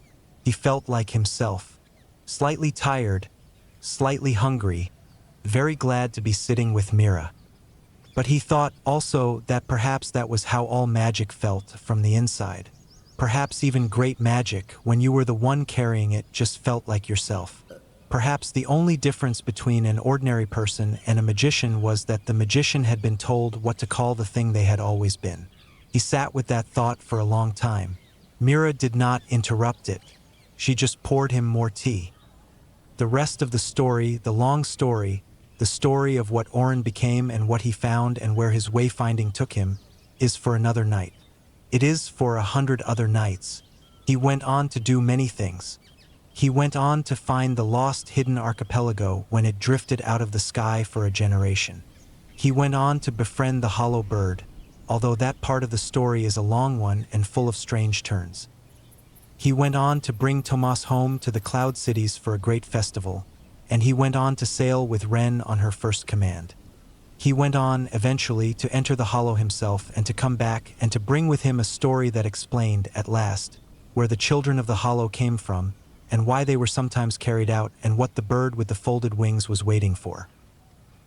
He went on, in time, to become, himself, an old captain of a beautiful ship, with a long, neat braid in his beard, and a kind face, and a slow, easy way of speaking, and to greet new students of the Drifting Academy on the deck of his ship, and to welcome them aboard. But all of that is for another night. Tonight, the story ends here with Oren as a young boy at a kitchen table, with a cup of tea cooling in front of him, and Mira across from him, and Captain the dog asleep at his feet, and the slow, gentle understanding settling over him that he was, in fact, something. He was a wayfinder. He was a finder of paths. He had a name for himself now. He had a name for the way he had always been. Outside the small window of the cottage, the afternoon was turning into evening. The sky was beginning its long, slow series of colors. The pink, the gold, the soft, strange green, the purple, the deep, deep blue that came just before the stars. The stars were coming out. The 7 stars of the Watchers were rising again in the east, where they always rose. They had been watching all along. They were watching now. They had been watching the boy in the boat, when he had drifted up out of the clouds. They had been watching the old woman who had found him. They had been watching every night of his childhood. They had been watching him on the deck of the Stillwater. They had been watching him climb the tower. They were watching now, as he sat at the table with the woman who had raised him, and learned gently who he was. He was a boy who had been brought out of a hollow place and given to a kind woman to raise. He was a boy who had sailed across the sky to a school on a floating island. He was a boy who had a dog named Captain and friends named Ren and Tomas and a starbinder who was also his mother in every way that mattered. He was a boy who could find his way.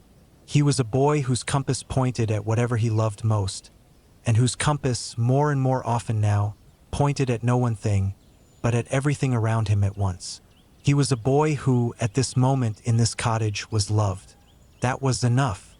That was, in fact, everything.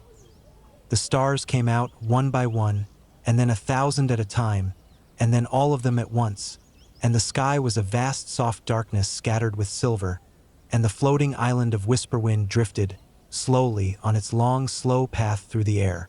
Somewhere, far below, the mist sea rolled in its gentle, eternal way. Somewhere, far above, the moon was rising.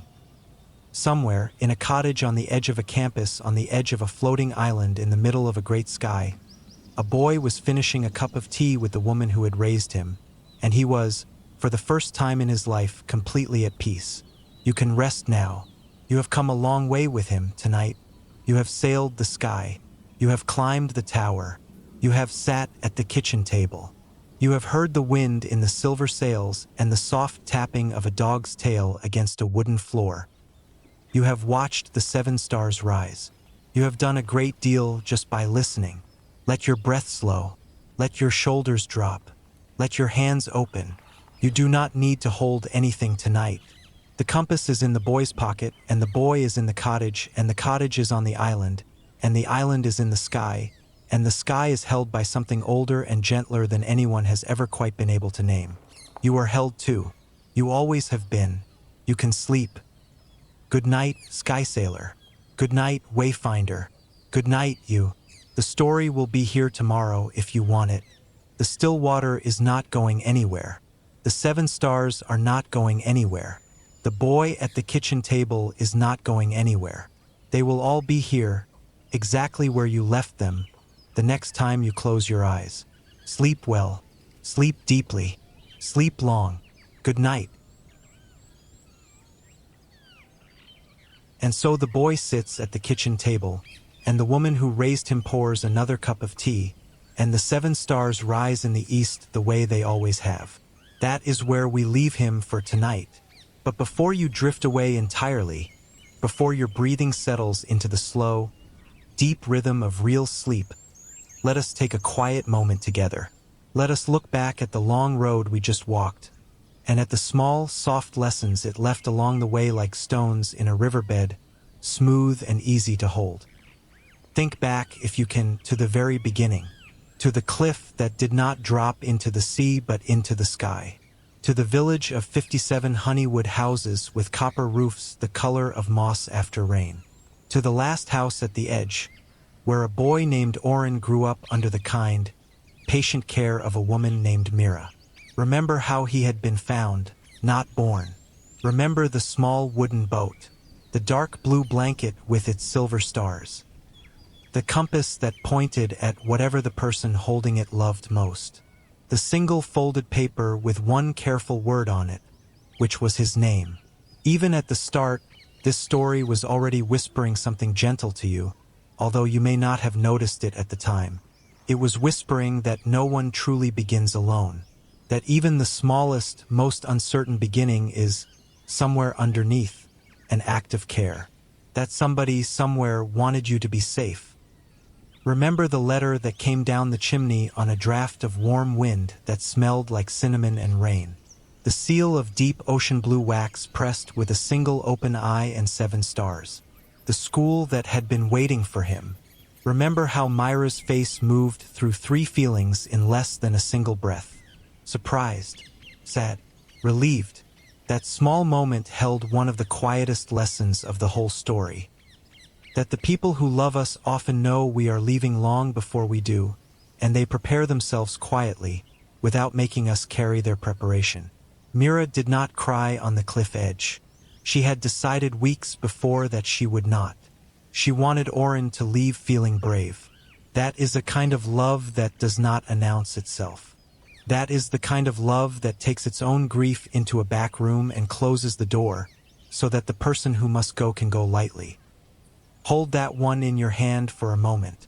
Turn it over. It is worth keeping. Most of the great kindnesses in any life are done in that same quiet way, by people who choose deliberately not to make their kindness visible. The people in your life who have done that for you may not have told you, and may never tell you. Some of them you will only realize about years later, when you are old enough to recognize in hindsight what they spared you from carrying. Remember the dog. The snow-white dog with eyes the color of melted gold who walked up the path on the morning of Oren's birthday and sat at his feet and put one paw in his hand. Captain. The dog who arrived without being sent for and stayed without being asked. The story did not stop to explain him. The story trusted that you would understand. Some companions in this life simply arrive. They are not earned.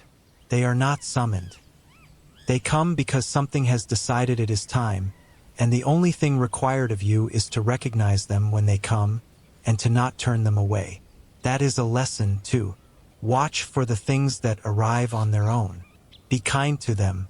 They are often the ones who will walk the longest road with you. Many of the most important relationships in a life are not the ones we sought out.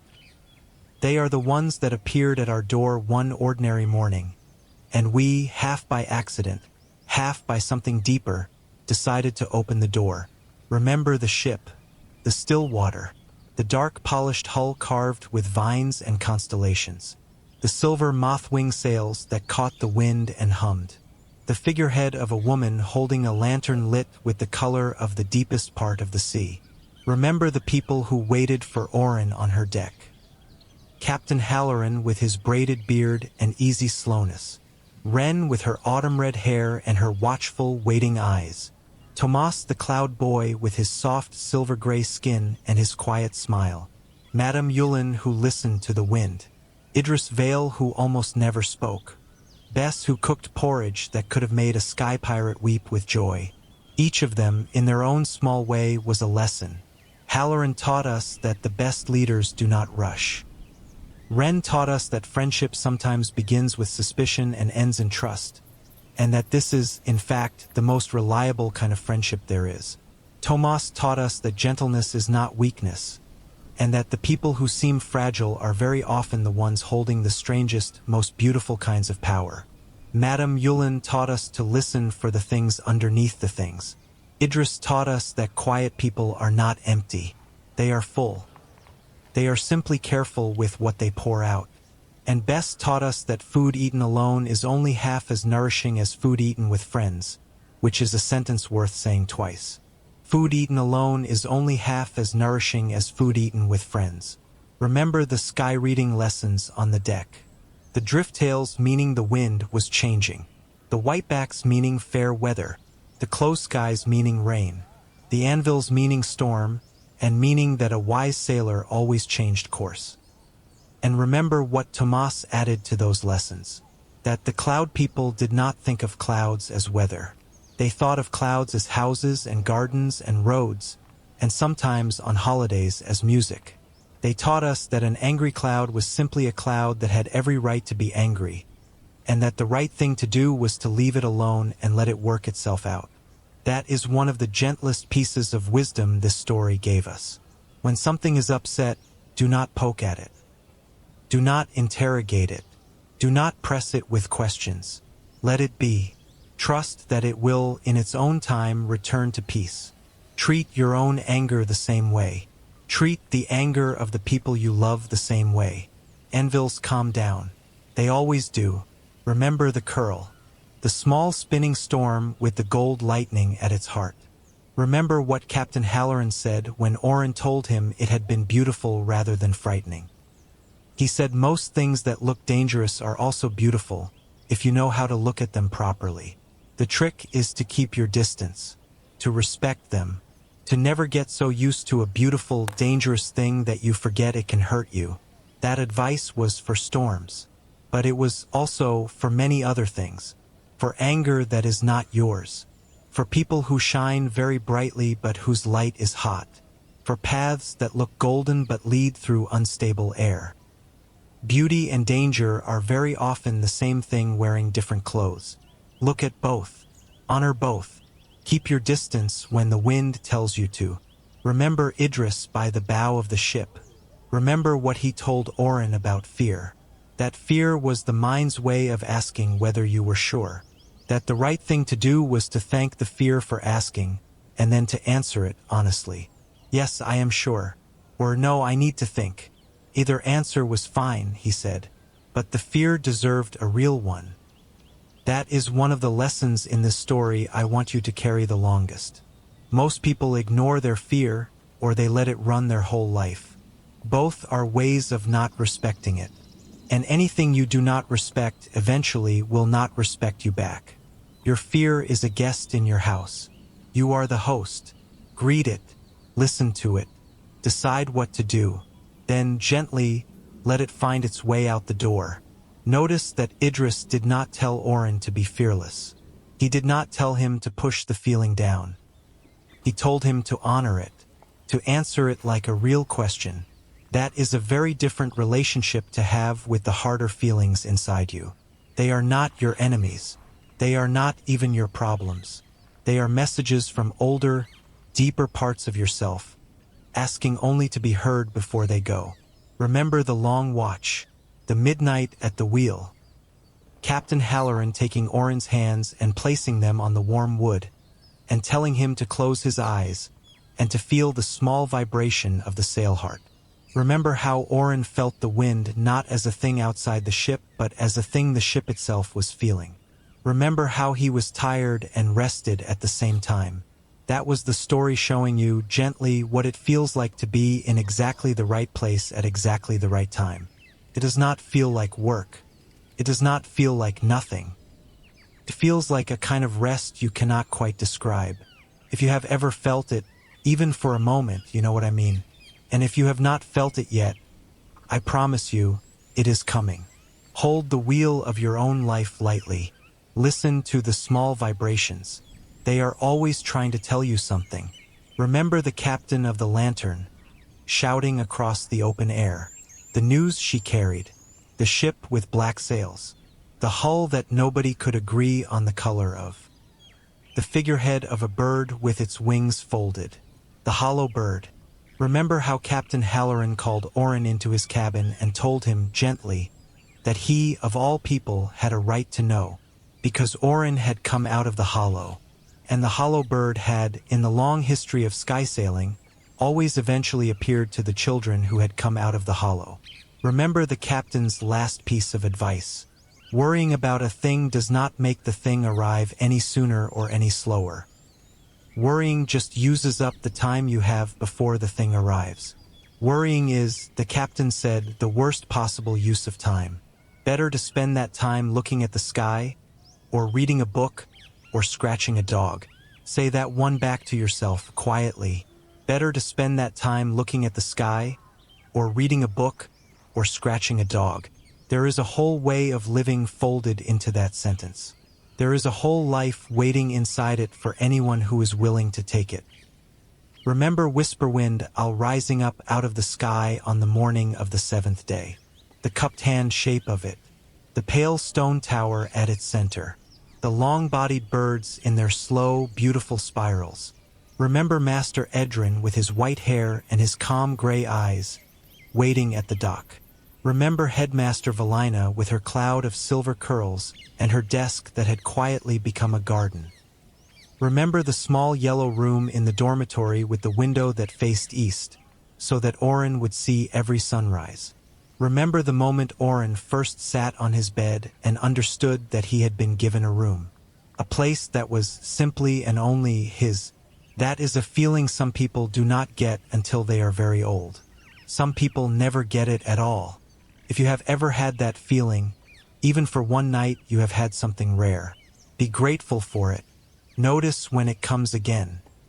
Remember the second day, the climb up the tower, the long winding stone staircase, the platform open to the morning sky, the great brass starglass with its single curved lens.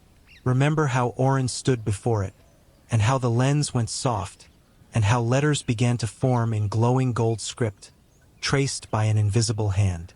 Remember the name that appeared, Mira. of Wren Hollow, the woman who had raised him, the woman who had been his starbinder all along, and had not known it. The woman whose entire teaching of him, for 13 years, had been the slow, patient work of paying attention to one particular person until you could, in time, point at what was already there. That was the story telling you something very important, and I want you to hear it again now. The people who shape you the most are often the people who never thought of themselves as your teacher. Your guides are often the people who simply paid attention to you for a long time. Look at the people around you. Look at the ones who have been quietly, steadily, undramatically watching you grow. They are your starbinders. Most of them do not know it. You can tell them if you want to. Most of them would be very glad to hear it. We rarely think to thank the people who shaped us quietly.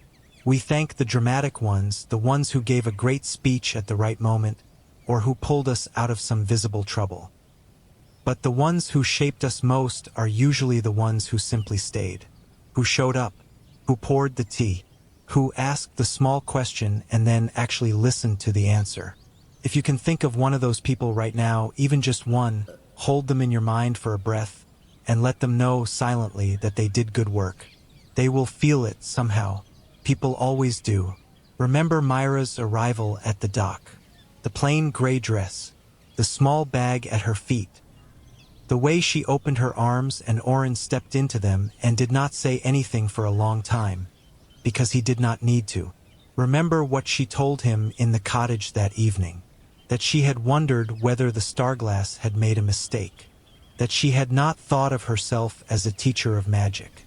That she had not thought of herself as a teacher of anything, really, except cooking and mending and listening. And then she had remembered. She had remembered that he had taught her more than she had taught him. He had made the world larger for her simply by being in it. That is a lesson hidden inside a lesson. The people who raise us are also being raised by us. The flow of love and learning never goes only one direction. If you are old, the young people around you are teaching you even now in ways you cannot quite name. If you are young, the older people around you are learning from you even now in ways they cannot quite name. None of us is only a student. None of us is only a teacher. We are all of us all the time doing both. Remember the slow weeks afterward, the walks, the kitchen table conversations, the questions Mira asked that were different from Master Edrin's questions. Do you remember the first time you walked to the cliff edge by yourself? Do you remember the night you heard the singing from the clouds? Remember how Oren slowly noticed that all of his most important memories had the same shape. They were all memories of paying attention to something other people had not noticed. The patterns of stars, the voices in the wind, the turning of the compass. That is when he found what his magic was. Wayfinding, the rarest magic in the floating world. The magic of finding the path through a world that has become tangled. And here is the lesson that is, in some ways, the heart of this whole long story, so let me say it carefully. Whatever your gift is, it has been with you for a very long time. It is not waiting for you in some future where you finally become impressive. It is not hiding in some skill you have not yet learned. It is in the things you have always noticed. It is in the questions you have always asked. It is in the small, quiet, slightly strange way you have always been. The work of growing up is not the work of becoming someone new. It is the work of slowly noticing who you have always been, and then, gently, learning to call it by its name. Oren was a wayfinder long before anyone told him so. He had always been listening for the patterns under the patterns. He had always been turning toward the direction that pulled at him. The starglass did not give him his magic. The school did not give him his magic. Mira did not give him his magic. They only gave him a word for what he was, and the company of people who could help him use it well. The magic was already his. Look at your own life now, just for a moment, with sleepy half-closed eyes. What have you always noticed that other people have not? What questions have you been asking quietly since you were small? What small strange thing have you always been good at, the kind of thing you do not quite count as a skill because it has always come easily? That is your wayfinding. That is your gift. It has been with you the whole time. The world has simply not yet, perhaps, given you the right word for it, or the right people to use it with. Both of those things can still come. They very often do. Be patient with yourself. The story you are inside is longer than you think. There is no race to arrive at who you are. The world will, in time, hand you the words. The world will, in time, send you the people. Your job, in the meantime, is simply to keep noticing the things you have always noticed, and to trust gently that they are not random. They are the shape of you beginning to show through. Remember Captain the dog asleep on the rug by the kitchen fire. Remember the 7 stars of the watchers rising in the east, looking down on the boy and the woman at the kitchen table. Remember the simplest, smallest kind of sentence of the entire story. He was a boy who, at this moment in this cottage, was loved. That was enough. That was, in fact, everything. That is what I want you to fall asleep holding tonight. Not the journey, not the school, not the great brass instrument or the silver sails or the floating island. Just that one quiet sentence. Whatever else is true of you tonight, you have been loved, and you are loved, and you will be loved by someone somewhere in some form, even if the form of it is one you have not yet recognized. That is enough. That is everything. So let me leave you with the lessons of this story, soft and folded up like a blanket at the foot of the bed. You did not begin alone. Watch for the friends who simply arrive. Trust the quiet people. Treat your fear with respect, the way you would treat a guest. Leave angry clouds alone and let them work themselves out. Keep your distance from beautiful, dangerous things, and never forget that they can hurt you. Do not spend your hours worrying about things that have not arrived. Better to look at the sky. Better to read a book. Better to scratch a dog. The people who shape you are often the ones who never thought of themselves as your teachers. Your gift has been with you the whole time. And you are, right now, in this moment, more loved than you know. Some of that love is in places you have not yet looked. Now, one last thing before I let you go, and I will keep it as soft and as small as the rest of this. If anything I told you tonight settled some small piece of you, if any of these lessons found a quiet place to rest inside your chest, I would like to keep telling you stories. I would like to keep walking beside you on these long, slow nights. Follow along if you can. Tap the little heart if your thumb is still awake. Tap the bell if there is one, so the next story finds you without you having to look for it. And if you have someone in your life who could use a night like this one, send it to them quietly the way Mira would have sent it. Without fanfare, without explanation, just a small message that says, "This helped me, I thought it might help you." That is all. That is the whole of it. The still water is still sailing east somewhere, even now. The 7 stars are still watching. The boy at the kitchen table is still loved. And you, wherever you are tonight, are exactly where you need to be. Close your eyes. Let the breath go slow. Let the shoulders drop. Let the day, with everything it asked of you, drift down through the clouds and out of sight. You do not have to carry it anymore tonight. You can pick it up again tomorrow if you want it. Most of it, you will find, was lighter than you thought. The mind has a habit of making the weight of the day feel heavier than it really is, especially at night. But the truth is that almost nothing you were carrying today is yours to carry now. Set it down. The morning will know what to do with it. Sleep well. Sleep deeply. Sleep long now. Good night, Sky Sailor. Good night, Wayfinder. Good night, dear listener. Good night, you.